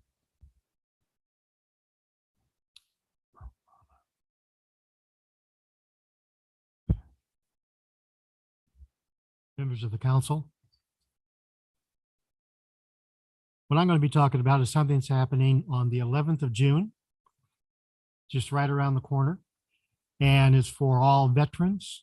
This is the 8th annual Veterans Barbecue. It's going to be held in Mountain Center at Ronnie Imel's home at 34031 Morris Ranch Road. And you go straight out until you hit the fire station. And that's Morris Ranch Road. You make a left, and his house is right there on the left.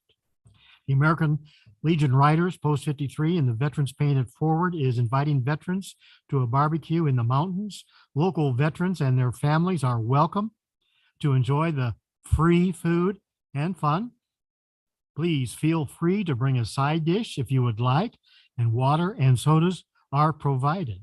And if you have any questions, you can contact Ronnie at the American Legion Post or his wife, Sally, and 951-659-9884. And it's on the flyers that we have. This is, like I said, the 8th annual. We had a lot of fun this last few years, and veterans are invited again with their families. So this is a great event, and you're welcome to come out. And the city council is also welcome to come out. And I know a couple of guys will be there. Thank you very much. Thank you so much, Terry. City Clerk, is there anyone on Zoom on non-agenda agendized items? If there's anyone on the Zoom call that would like to speak, now is the time to raise your hand, and I'll unmute you. And we'll give you just a few moments here.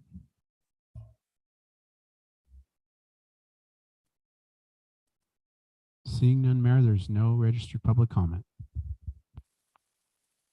All right, now we're going to move to presentations. Councilmember Brown will recite the proclamations for the month of May.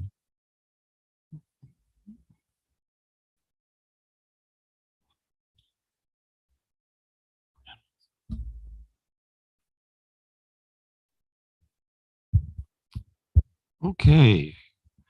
We have several proclamations honoring different organizations and causes. So the first one we want to start with is National Police Week and Peace Officers Memorial Day. Whereas in 1963, the Congress of the United States and President John F. Kennedy proclaimed May 15th as Peace Officers Memorial Day, and the week in which it falls as National Police Week. And whereas there are approximately 800,000 law enforcement officers serving in communities across the nation, including our loyal officers of the City of Hemet Police Department. And whereas members of the City of Hemet Police Department play a critical role in safeguarding the rights and freedoms of the citizens of Hemet, and whereas it is important all citizens recognize the duties of their law enforcement agencies, which includes protecting the innocent against violence, deception, and the weak against oppression and intimidation. And whereas it is fitting and proper that we express our gratitude for the dedicated service and courageous deeds of law enforcement officers and for the contributions they have made to the well-being of our people.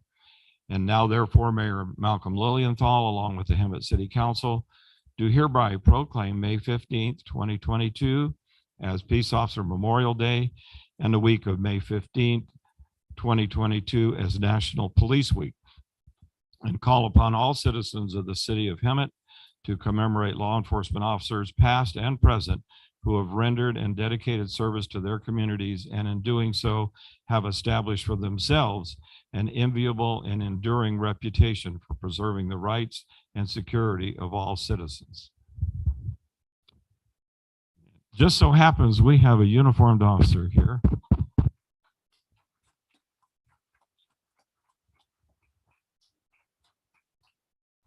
And I might add, recently promoted to sergeant.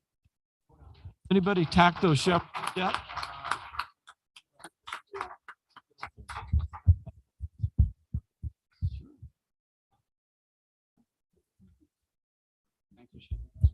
Congratulations on your promotion, too.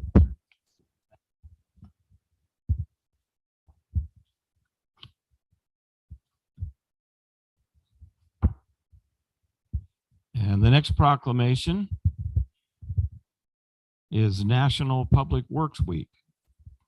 Whereas public work services provided in our community are an integral part of our citizens' everyday lives and would not be provided without the dedicated efforts of the public works professionals who service the city of Hemet.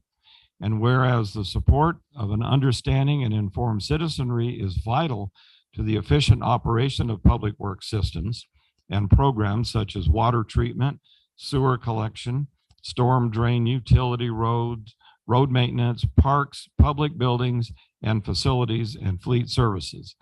And whereas it is in the public interest to gain knowledge of and maintain a progressive interest and understanding of the importance of public works and public works programs in their respective communities.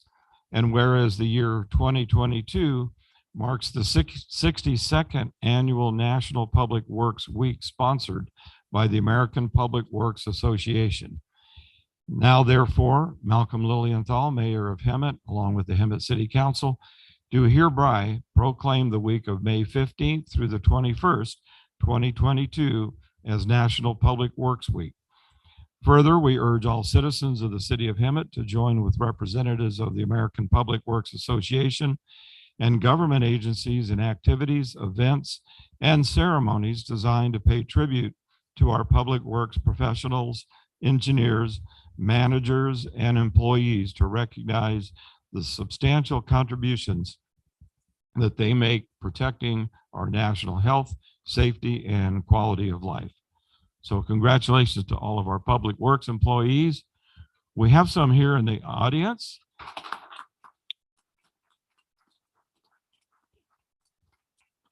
You want to come on up and be presented this? You guys are earning it. And we also have our new Public Works Director. You want to come on up?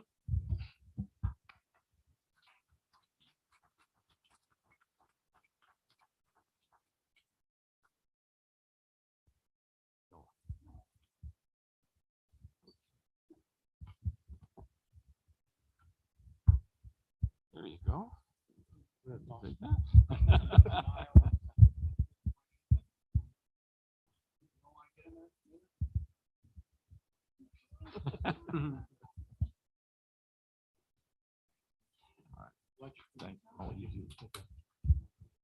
And welcome our new Public Works Director, Noah Rao.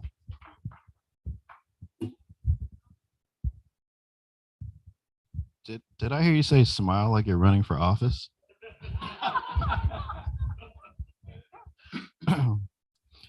So this is National Nurses Week.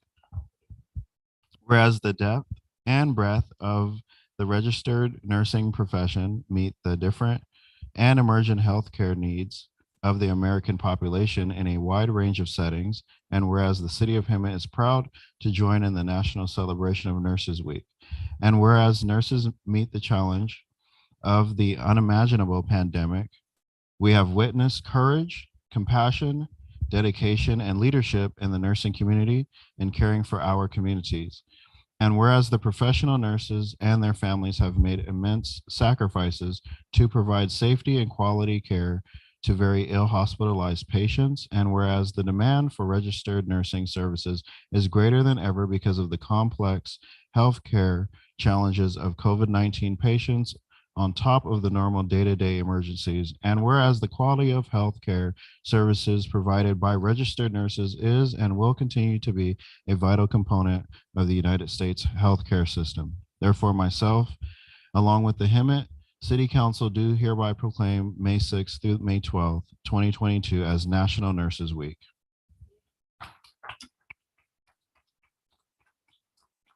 Is there any nurses in the house?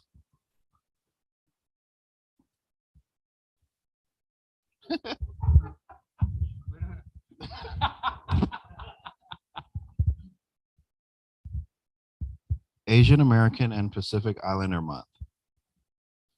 Whereas the diverse cultural, ethnic, racial, and religious heritage of the city of Hemet residents is a fundamental characteristic of our society and contributes greatly to the life in the city. And whereas the city of Hemet is proud to join in the national celebration of Asian American and Pacific Islander Heritage Month, observed annually in the month of May. And whereas in May, we honor the perseverance of those who courageously reach for their hopes and dreams in a new land, and we celebrate the important impact of Asian American and Pacific Islander community has made on our nation's progress. And whereas Asian Americans and Pacific Islanders have long played an essential role in writing the American story, and whereas from serving our country in uniform, advocating for civil rights, starting new businesses, and winning Olympic medals, the contributions of the Asian American and Pacific Islander communities touch the lives of Americans every day.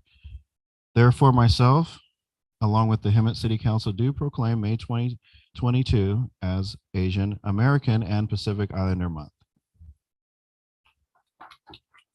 My representative couldn't be here.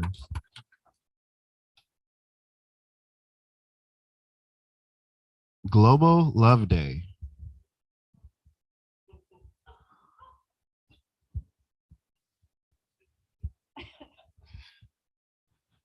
Whereas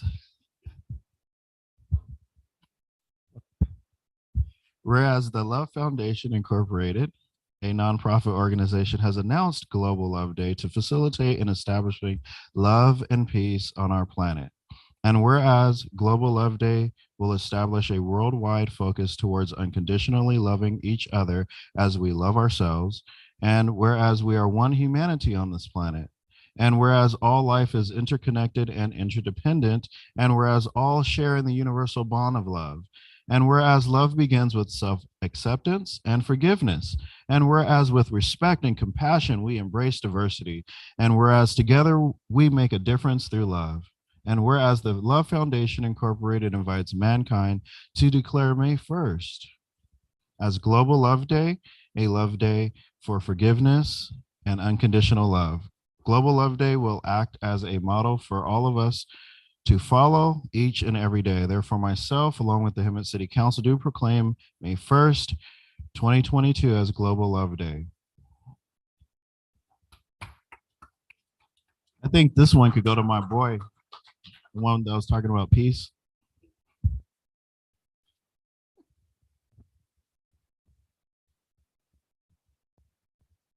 Let's move on to receive and file.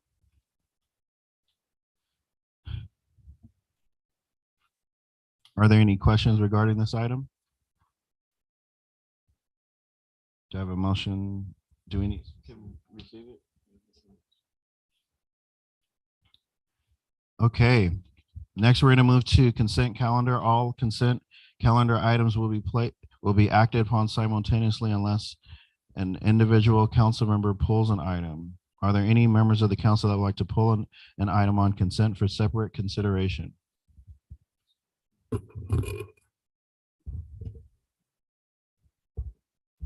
I have questions on 15F, 15I, and 15J. And also 15, we're going to pull 15H. Do I have a motion to approve the rest?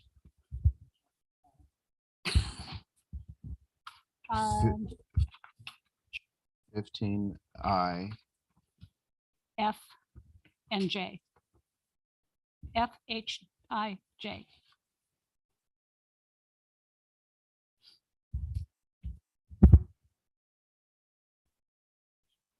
I'll move to approve the rest. Second. Council, please cast your votes. I have a motion by Mayor Pro Tem Meyer, a second by Councilmember Brown. Councilmember Mails, can you register your vote? Councilmember Mails, I'm sorry? can you Yes, register? Can you? Oh, I'm sorry.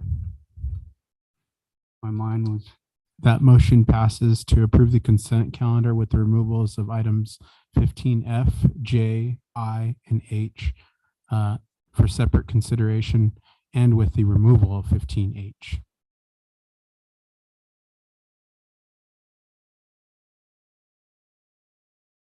We are removing Um, H completely from the agenda. Is that correct? Yes, Mr. Mayor, if I can, I respectfully request on behalf of staff that 15H be completely removed from consideration tonight.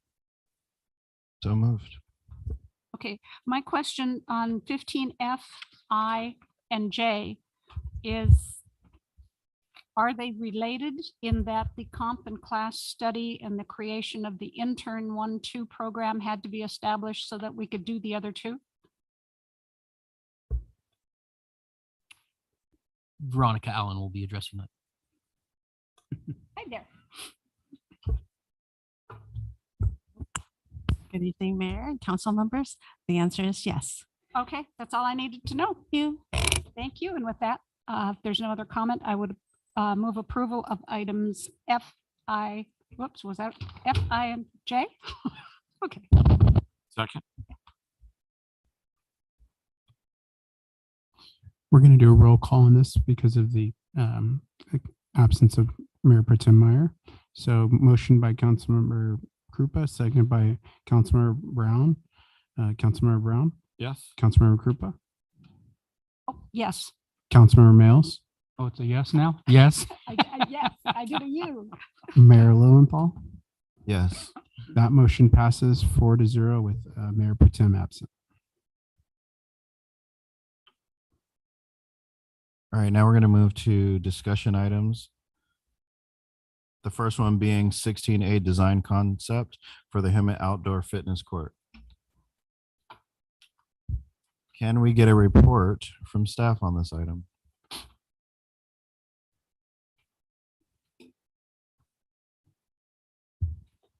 Good evening, Mayor and council members. The item 16A, design concept for the Hemet Outdoor Fitness Court, is in response to the council's request from the, one moment.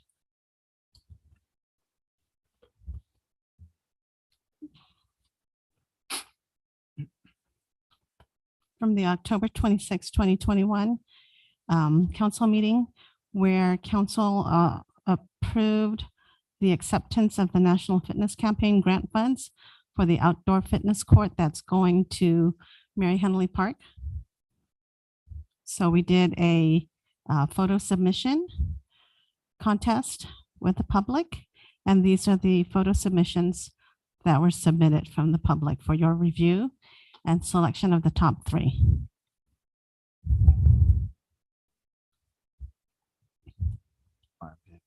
Yeah, I have 11, 59, and 68. Oh, Are you're we telling me your supposed- numbers? Yeah. You write those down. Okay, hold on. You said 11? Get to choose 3, right? Yeah, 3. Can you repeat your numbers, please? I'm sorry, 11, 59, and 68.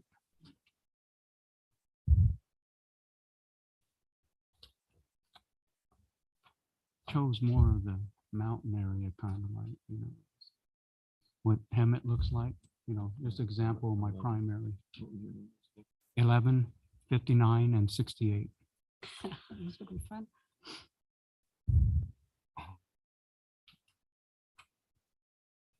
20, 19, and 30. Darn it, the mayor's gonna win.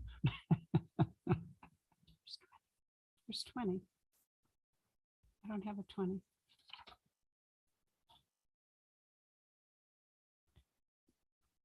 Oh.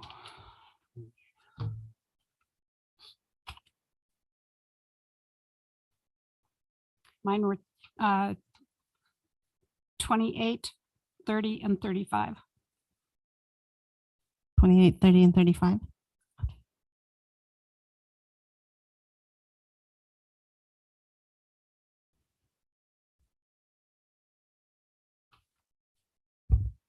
There have been no repetitions yet, huh? 30 30. was a repetition. 30 was a repetition, wasn't it? Oh, yeah, 30 was, okay.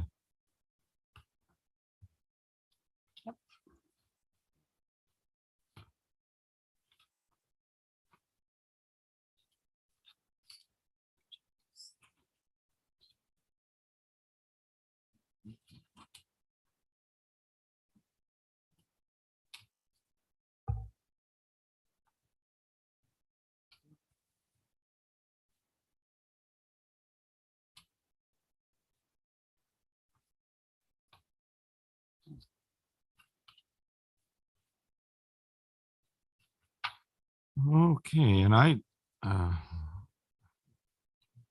first of all, I really appreciate all of these submissions. It was a great response from the community and some really good photographers too. But I think for me, something that kind of incorporates the flavor of the valley, as we all like to think of it, I think, is reflected in 12, 22, and 28.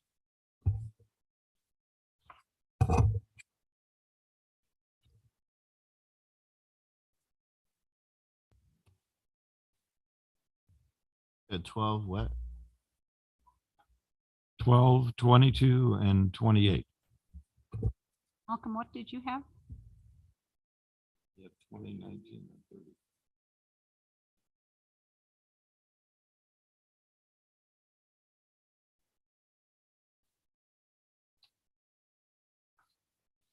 Go with 12. Take 19 off and put 12.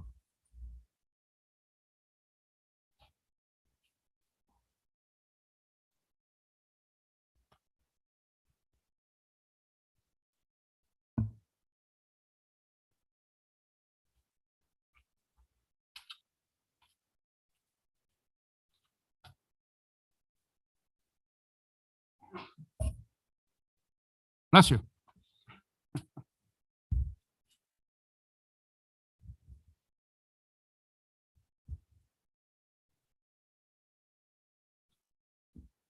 So Carly we has have, the same as mine. I'm sorry. You really? Good for you. So we have 12, 28, and 30 as the top three.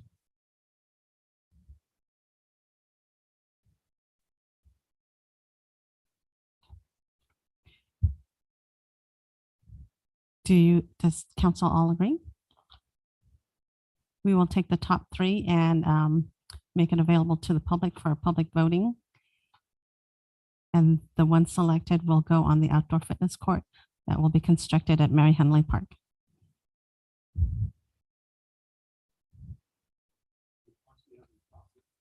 $12, $28, and $30.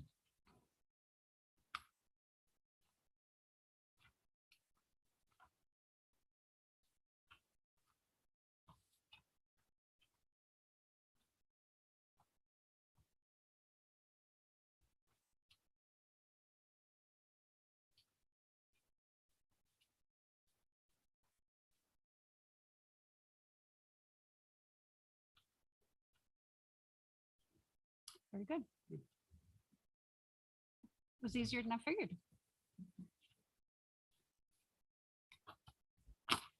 Will these be how are you going to get it out to the public, and how are you going to make the selection? We will post it on the website, put it on social media, and we'll create a voting platform for the public to vote on. Can I have a motion to approve those? I will make a motion that we have agreed on 12, 28, and 30 as our collective choices that will now go to the public for selection. Do I have a second? I'll second. Council, please cast your votes. That's a motion by Councilmember Krupa and a second by Councilmember Brown. Motion passes 5-0. Moving to item 16B, consideration of authorizing a letter of support for a grant funding application for Coachella Valley.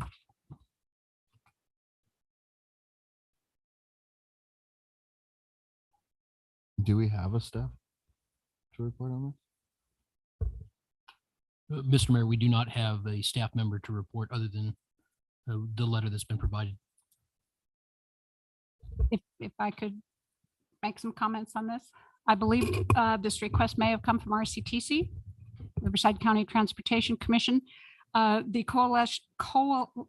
Coachella Valley San Gorgonio Pass Rail Corridor project has been on the books for some time. And RCTC has gone after every grant possible, and they're still going after grants to cover the cost, especially of the EIR and the advanced studies. And this is the next in line to get grant funding to go into the second phase. And then when that is done, they'll go into the third and the fourth and the fifth phase. Hopefully in the next 40 years, something will be done. And but this is going after grant funding specifically for that from federal funding that does not qualify for anything other than rail traffic. Is it wrong for me to question supporting them after they took away our road? But they haven't taken it away yet. Well, that's still in, I'll report on that in my reports too. okay. Because I have a little bit of heartburn on what they do for us. What did they do for Hemet? Well, all the money's going agree to with other that. people's pet projects. Part of my report. Okay, good. But this is something that will probably benefit people in this valley, especially for big events that go on out in the desert, so they don't have to take their own cars all the way out there. And it definitely is something that will help commuter and other traffic between LA and the Coachella Valley. And it is something that has, like I said, has been in the works for a long time.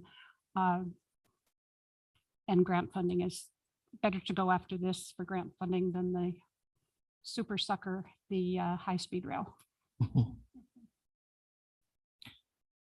Any other questions or comments? I will make a motion to approve letter of support for grant funding application. I'll second. Council, please cast your votes. I have a motion by Councilmember Krupa, second by Councilmember Brown. Councilmember Mails, can you please register your vote? Councilmember Mails.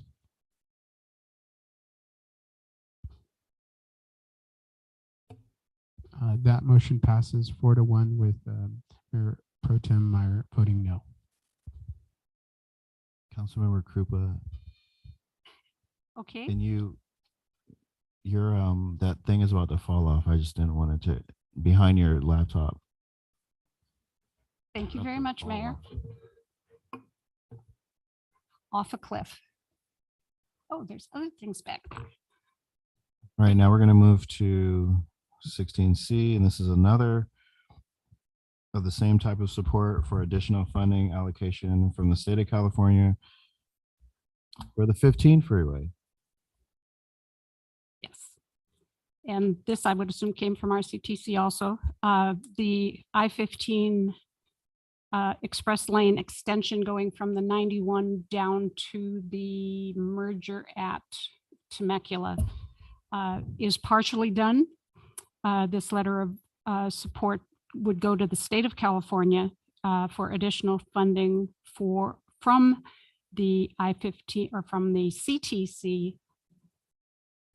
Yeah, the California Transportation Commission, the state one, for additional funding, which I believe comes out of SB1 funding, but I'm not 100% sure, but it is in the hands of the state of California. And we would not, in this valley, we would not qualify for this type of funding because of the restrictions on this particular funding coming down from Sacramento.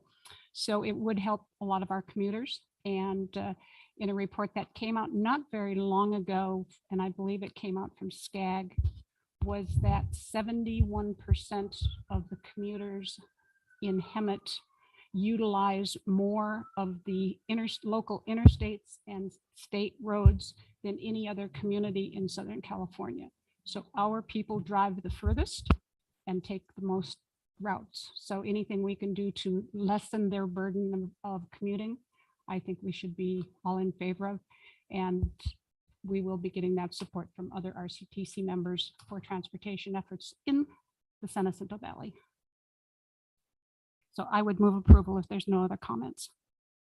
Do you have a second? Second. Council, please cast your votes.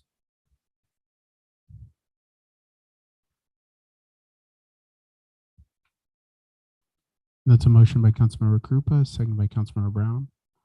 Still need your vote. Councilmember Mills. Oh, there it goes. Okay. That motion passes 3-2. Count. That should have been a yes. I'll do a roll call just to be clear. Okay. For clarification. Councilmember Krupa. Yes. Councilmember Brown. Yes. Councilmember Mills. Yes. Mayor Pro Tem Meyer. No. Mayor Lowenthal. Yes. That motion passes 4-1. Mayor Pro Tem Meyer voting no. We are now going to move to city council and staff reports, beginning with Councilmember Brown. Thank you, Mayor. Appreciate Norm giving a brief report of the Ramona pageant, and I have I guess they're unaudited totals for the 2 weekends, but it looks like it was a good success. Everybody was happy to have the play back, and those that have seen the play before probably recognize some changes in the script. It was a little bit shorter. I have to admit that I missed the canon that got everybody's attention at the beginning of the play. It's been taken out, but I think overall the play is a really good encapsulation of California's early history. And if you haven't seen it, don't miss the 100-year celebration coming up. But it looks like the income that they generated was just a tad over $34,000 for the 2 weekends. So congratulations to the staff and all the volunteers that put in yeoman duty in making that come about. The Watermaster Board is meeting to discuss the agenda next week, next Tuesday, I believe. And WCE board meeting is tomorrow. And WRCOG meeting, just a couple of highlights. They did announce the selected nominees for Community Service Awards, and those will be recognized at the General Assembly later on June 23rd. And WRCOG is in the midst of preparing their 2022-2023 budget. And much like we did, they're totally revamping, and it's going to have a different look. And from what the description was from the discussion during the meeting, it sounds like it's going to be kind of patterned after ours. So I think we'll appreciate seeing those changes coming forward. And the Cal JPIA board is going to be meeting in July, I believe. And I know council selected me as the delegate. Right now, I'm anticipating that I'll be able to go as the voting delegate. And I don't say, is Norma still here? No, she left. Norma is, I think, our alternate delegate in case things don't work out that I can go. And that's, oh, and yesterday I was happy to represent the city at the Riverside division of the Cal Cities meeting. And it's the first meeting we've had in person with that group in probably a year and a half, almost 2 years. Because of all the COVID restrictions. It was held out at Indian Wells, a very nice facility. They were gracious hosts, and afterwards, we had an opportunity to try our hand at what they called, what did they call that? Some kind of illuminated golf. We were putting with, they had laser targets around the holes, and it was a different way of playing golf. Didn't help my putting at all, but it was fun. And also coming up, there's going to be something planned later on in June at Lake Elsinore, where there's going to be a September. That's right. Yeah, there's going to be a competition fundraiser. Instead of a golf tournament, they're going to be doing a cornhole tournament. So looking forward to participating in that. They say it doesn't take as much talent, but I beg to differ. If you've played the game, there's some skill involved in that. Thank you, Mayor. Okay. The library, the next meeting is on May 20th for the trustees. The public computers are open to the public, and I'm not sure exactly what this is all about, but the grinding stone has been relocated from where to where, someplace to the library, because I saw the picture at the library. So if you would, Kathy. I may. Yeah, there was, and I was not aware of this, a grinding stone that was donated to the city many, many years ago by our first mayor, Brown.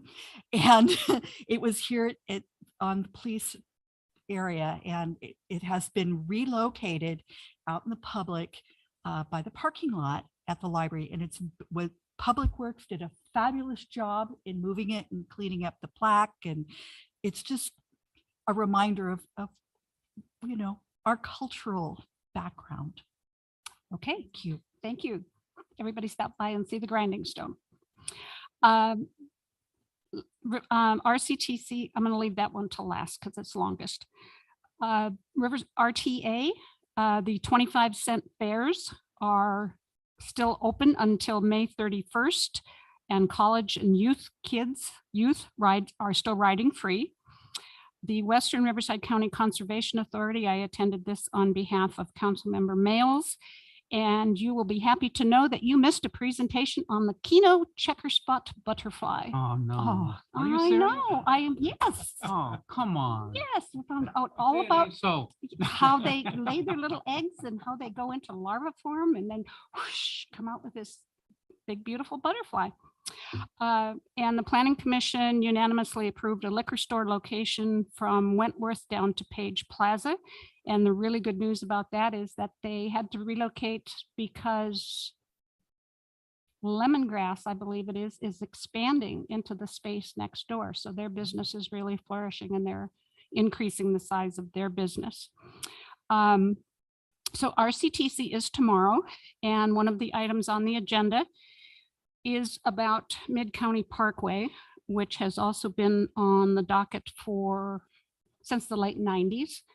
And it's a realignment basically of Ramona Expressway and then creating a new expressway through, or parkway, through the city of Paris to connect to a new interchange on the 215.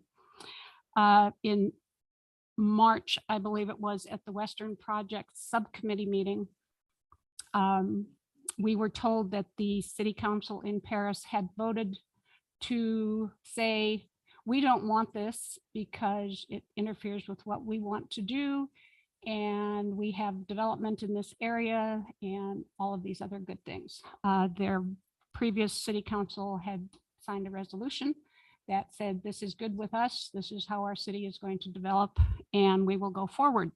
In the meantime, RCTC has spent almost $150 million on the project with the EIR and the building of the interchange that will now become a local interchange and not a regional interchange.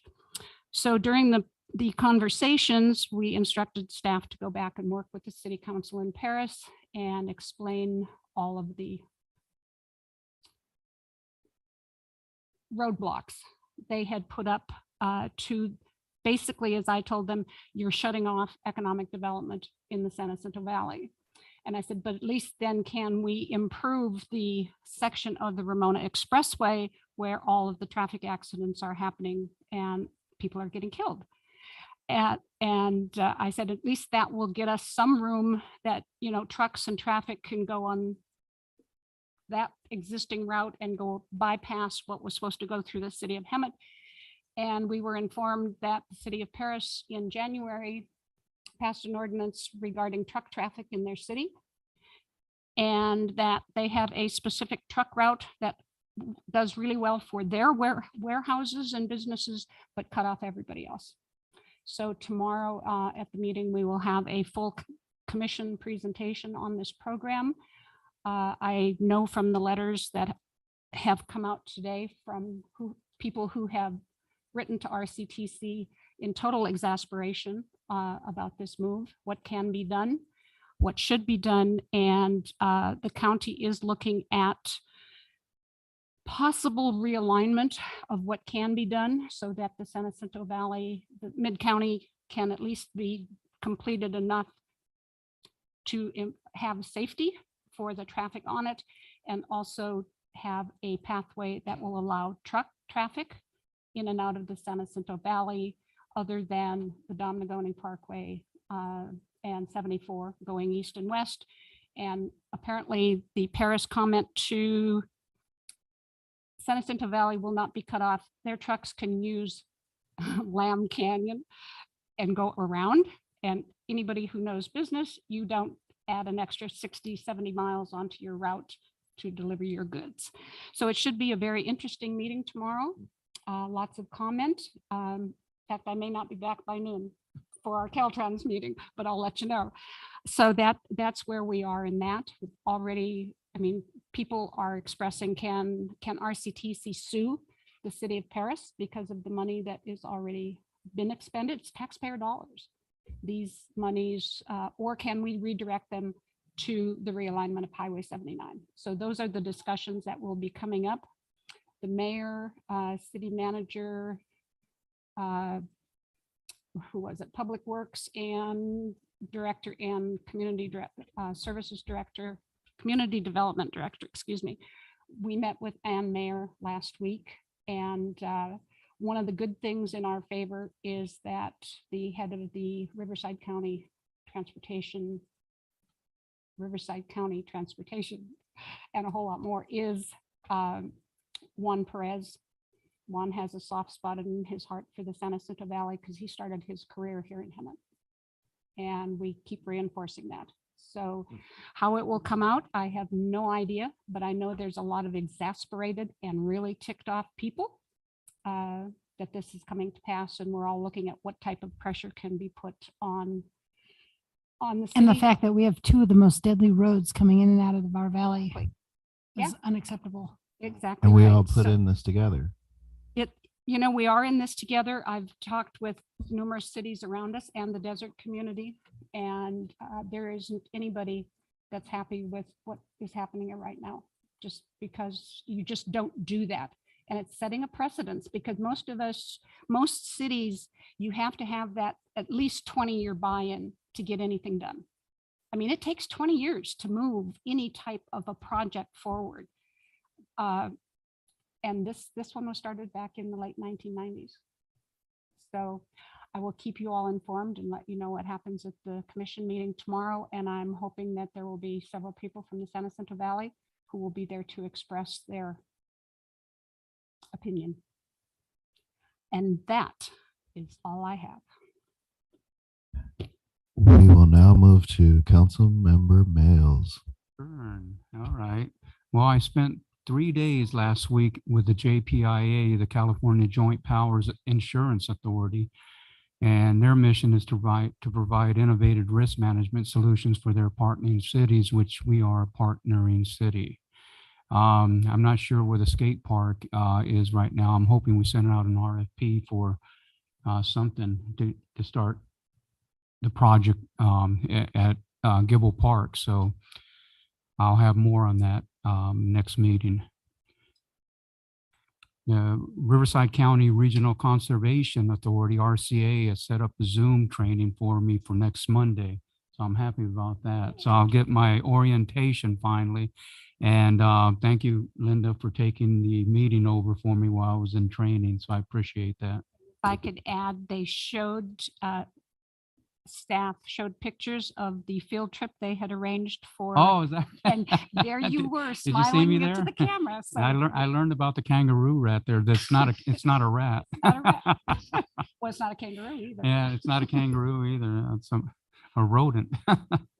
But let's see where, oh, the RTA, they're still rolling back prices to 25 cents per ride on the bus, excuse me, on the bus. And they're also, their dial a ride passengers ride for just $1 per zone, and youth and students from participating colleges ride free, and that's going on until May 31st. They extended it for a whole month. Also, I don't know why I'm on this committee, Western Riverside Council of Governments. When did I get? Oh, we all are, okay.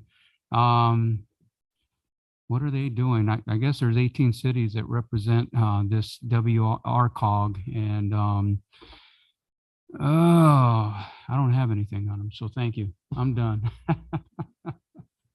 Mayor Pro Tem Meyer. Okay, we had our Investment Oversight Committee meeting on Monday. If any of you ever want to attend those, feel free. Not very many people come to know what's going on. We did get our audit back from our investments, and the correction has been made on the one investment that was incorrect. So we're moving along with that. Let's see. And then as far as ad hoc goes, we have our homeless ad hoc coming up soon. And yes, tomorrow. I didn't find it on my calendar.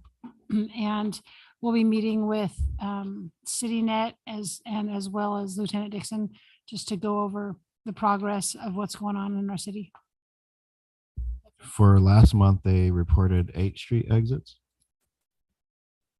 I don't have anything to report as I'm an alternate on most of these. So Councilmember Krupa, ad hoc committee reports.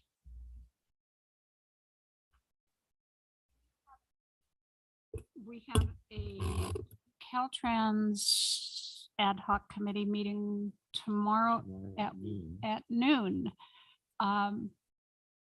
You want to report further? What were we dinging them about this time?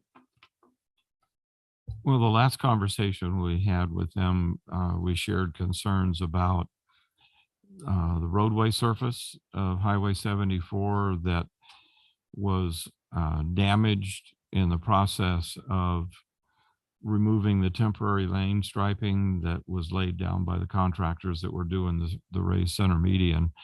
And while that wasn't necessarily, paving was not necessarily a component of that project, we pointed out to them that they should really get with their contractors, because in the process of grinding off the temporary lane striping, they damage the asphalt, and there's chunks of asphalt breaking loose and creating potholes. So anybody driving along Highway 74, those potholes belong to Caltrans, and we're trying to encourage them to work with their contractor to get those fixed. We also had conversations with them about signal phasing, and from my observations, I haven't sat and watched every signalized intersection, but the ones that I have seen, there's been some improvement, and others, no change.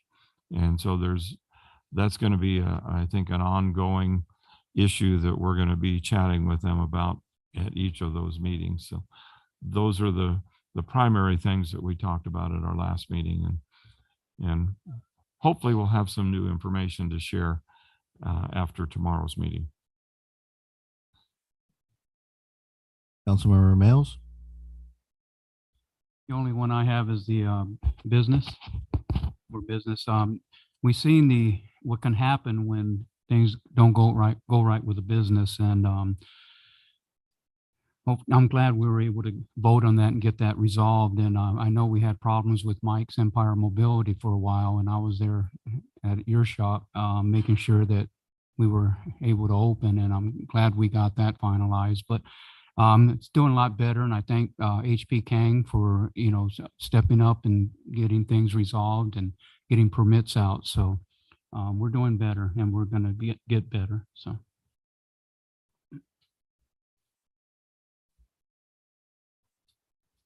I will share with you guys that last night I had the opportunity to meet several candidates that are running for U.S. Senate, governor, and things like. I think there's also the controller. There's also several judges there running for those. Then you had our sheriff was there, and our district attorney was there. And we all had the opportunity to hear what these different candidates had and what they were going to do to try to improve California.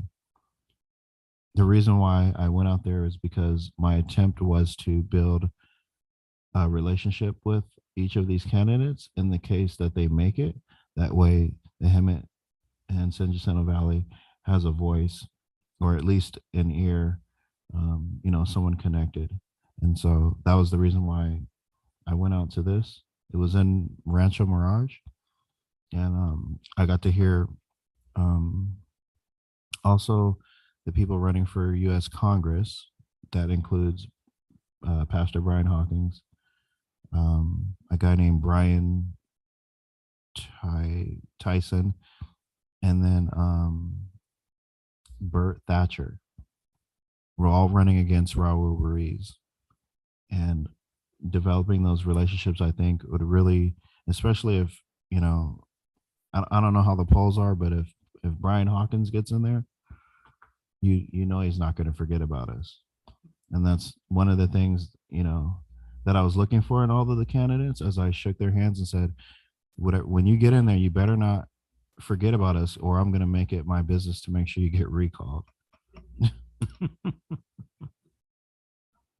got some stares. But I hope that those people recognize that the Hemet and San Jacinto Valley are always getting overlooked when it comes to federal funding and things that could help our area, and that's one of the reasons why I went after this.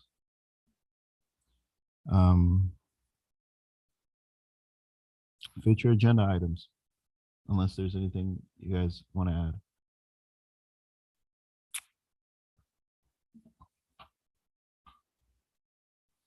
I wanted to see if I can add one.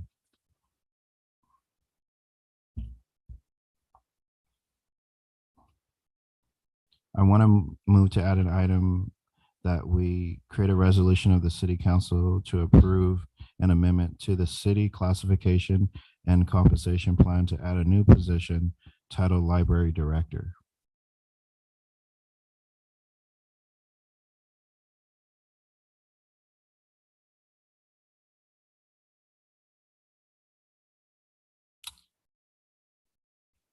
That was the position at one time. It may already, I don't know, do we get rid of them when we don't have the position filled, or is,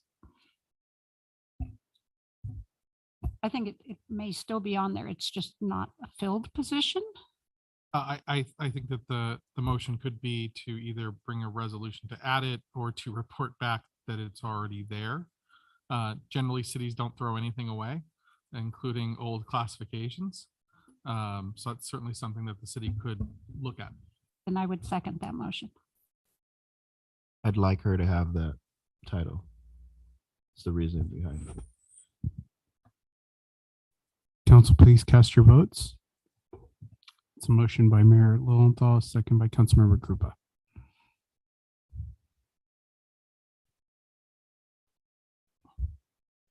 That motion passes 5-0. Is it legitimate for me to ask a question on one of the things we already approved tonight? Because I just found my notes. Are you asking the mayor? Or are you asking the city? Either one. One of you has to say yes or no. I think that, if you want to make a brief comment on an item that's on the agenda, Just that would wanted not to be improper, clarify. so the mayor recognizes it. If that's okay. Okay, on item 15F is the and class, I believe, for the intern program, intern 1 and 2. And the staff report reflected that this would be interns in finance, utility billing, several others, but it omitted the library. And I'm going, why can't, is the library included? Can the library have interns? That's my question. Was that put in the staff report to be inclusive of only those mentioned, or as an example of the departments that interns could work in? So let me have a look at the classification unless, nope, we lost Veronica. Okay, I'll have a look. I'm not seeing any department restriction on the position. I do know that the city generally, a lot of positions are department specific, but I don't see any restriction on that as long as the duties that are contained within the classification that apply to the library. I don't see why that would be a problem.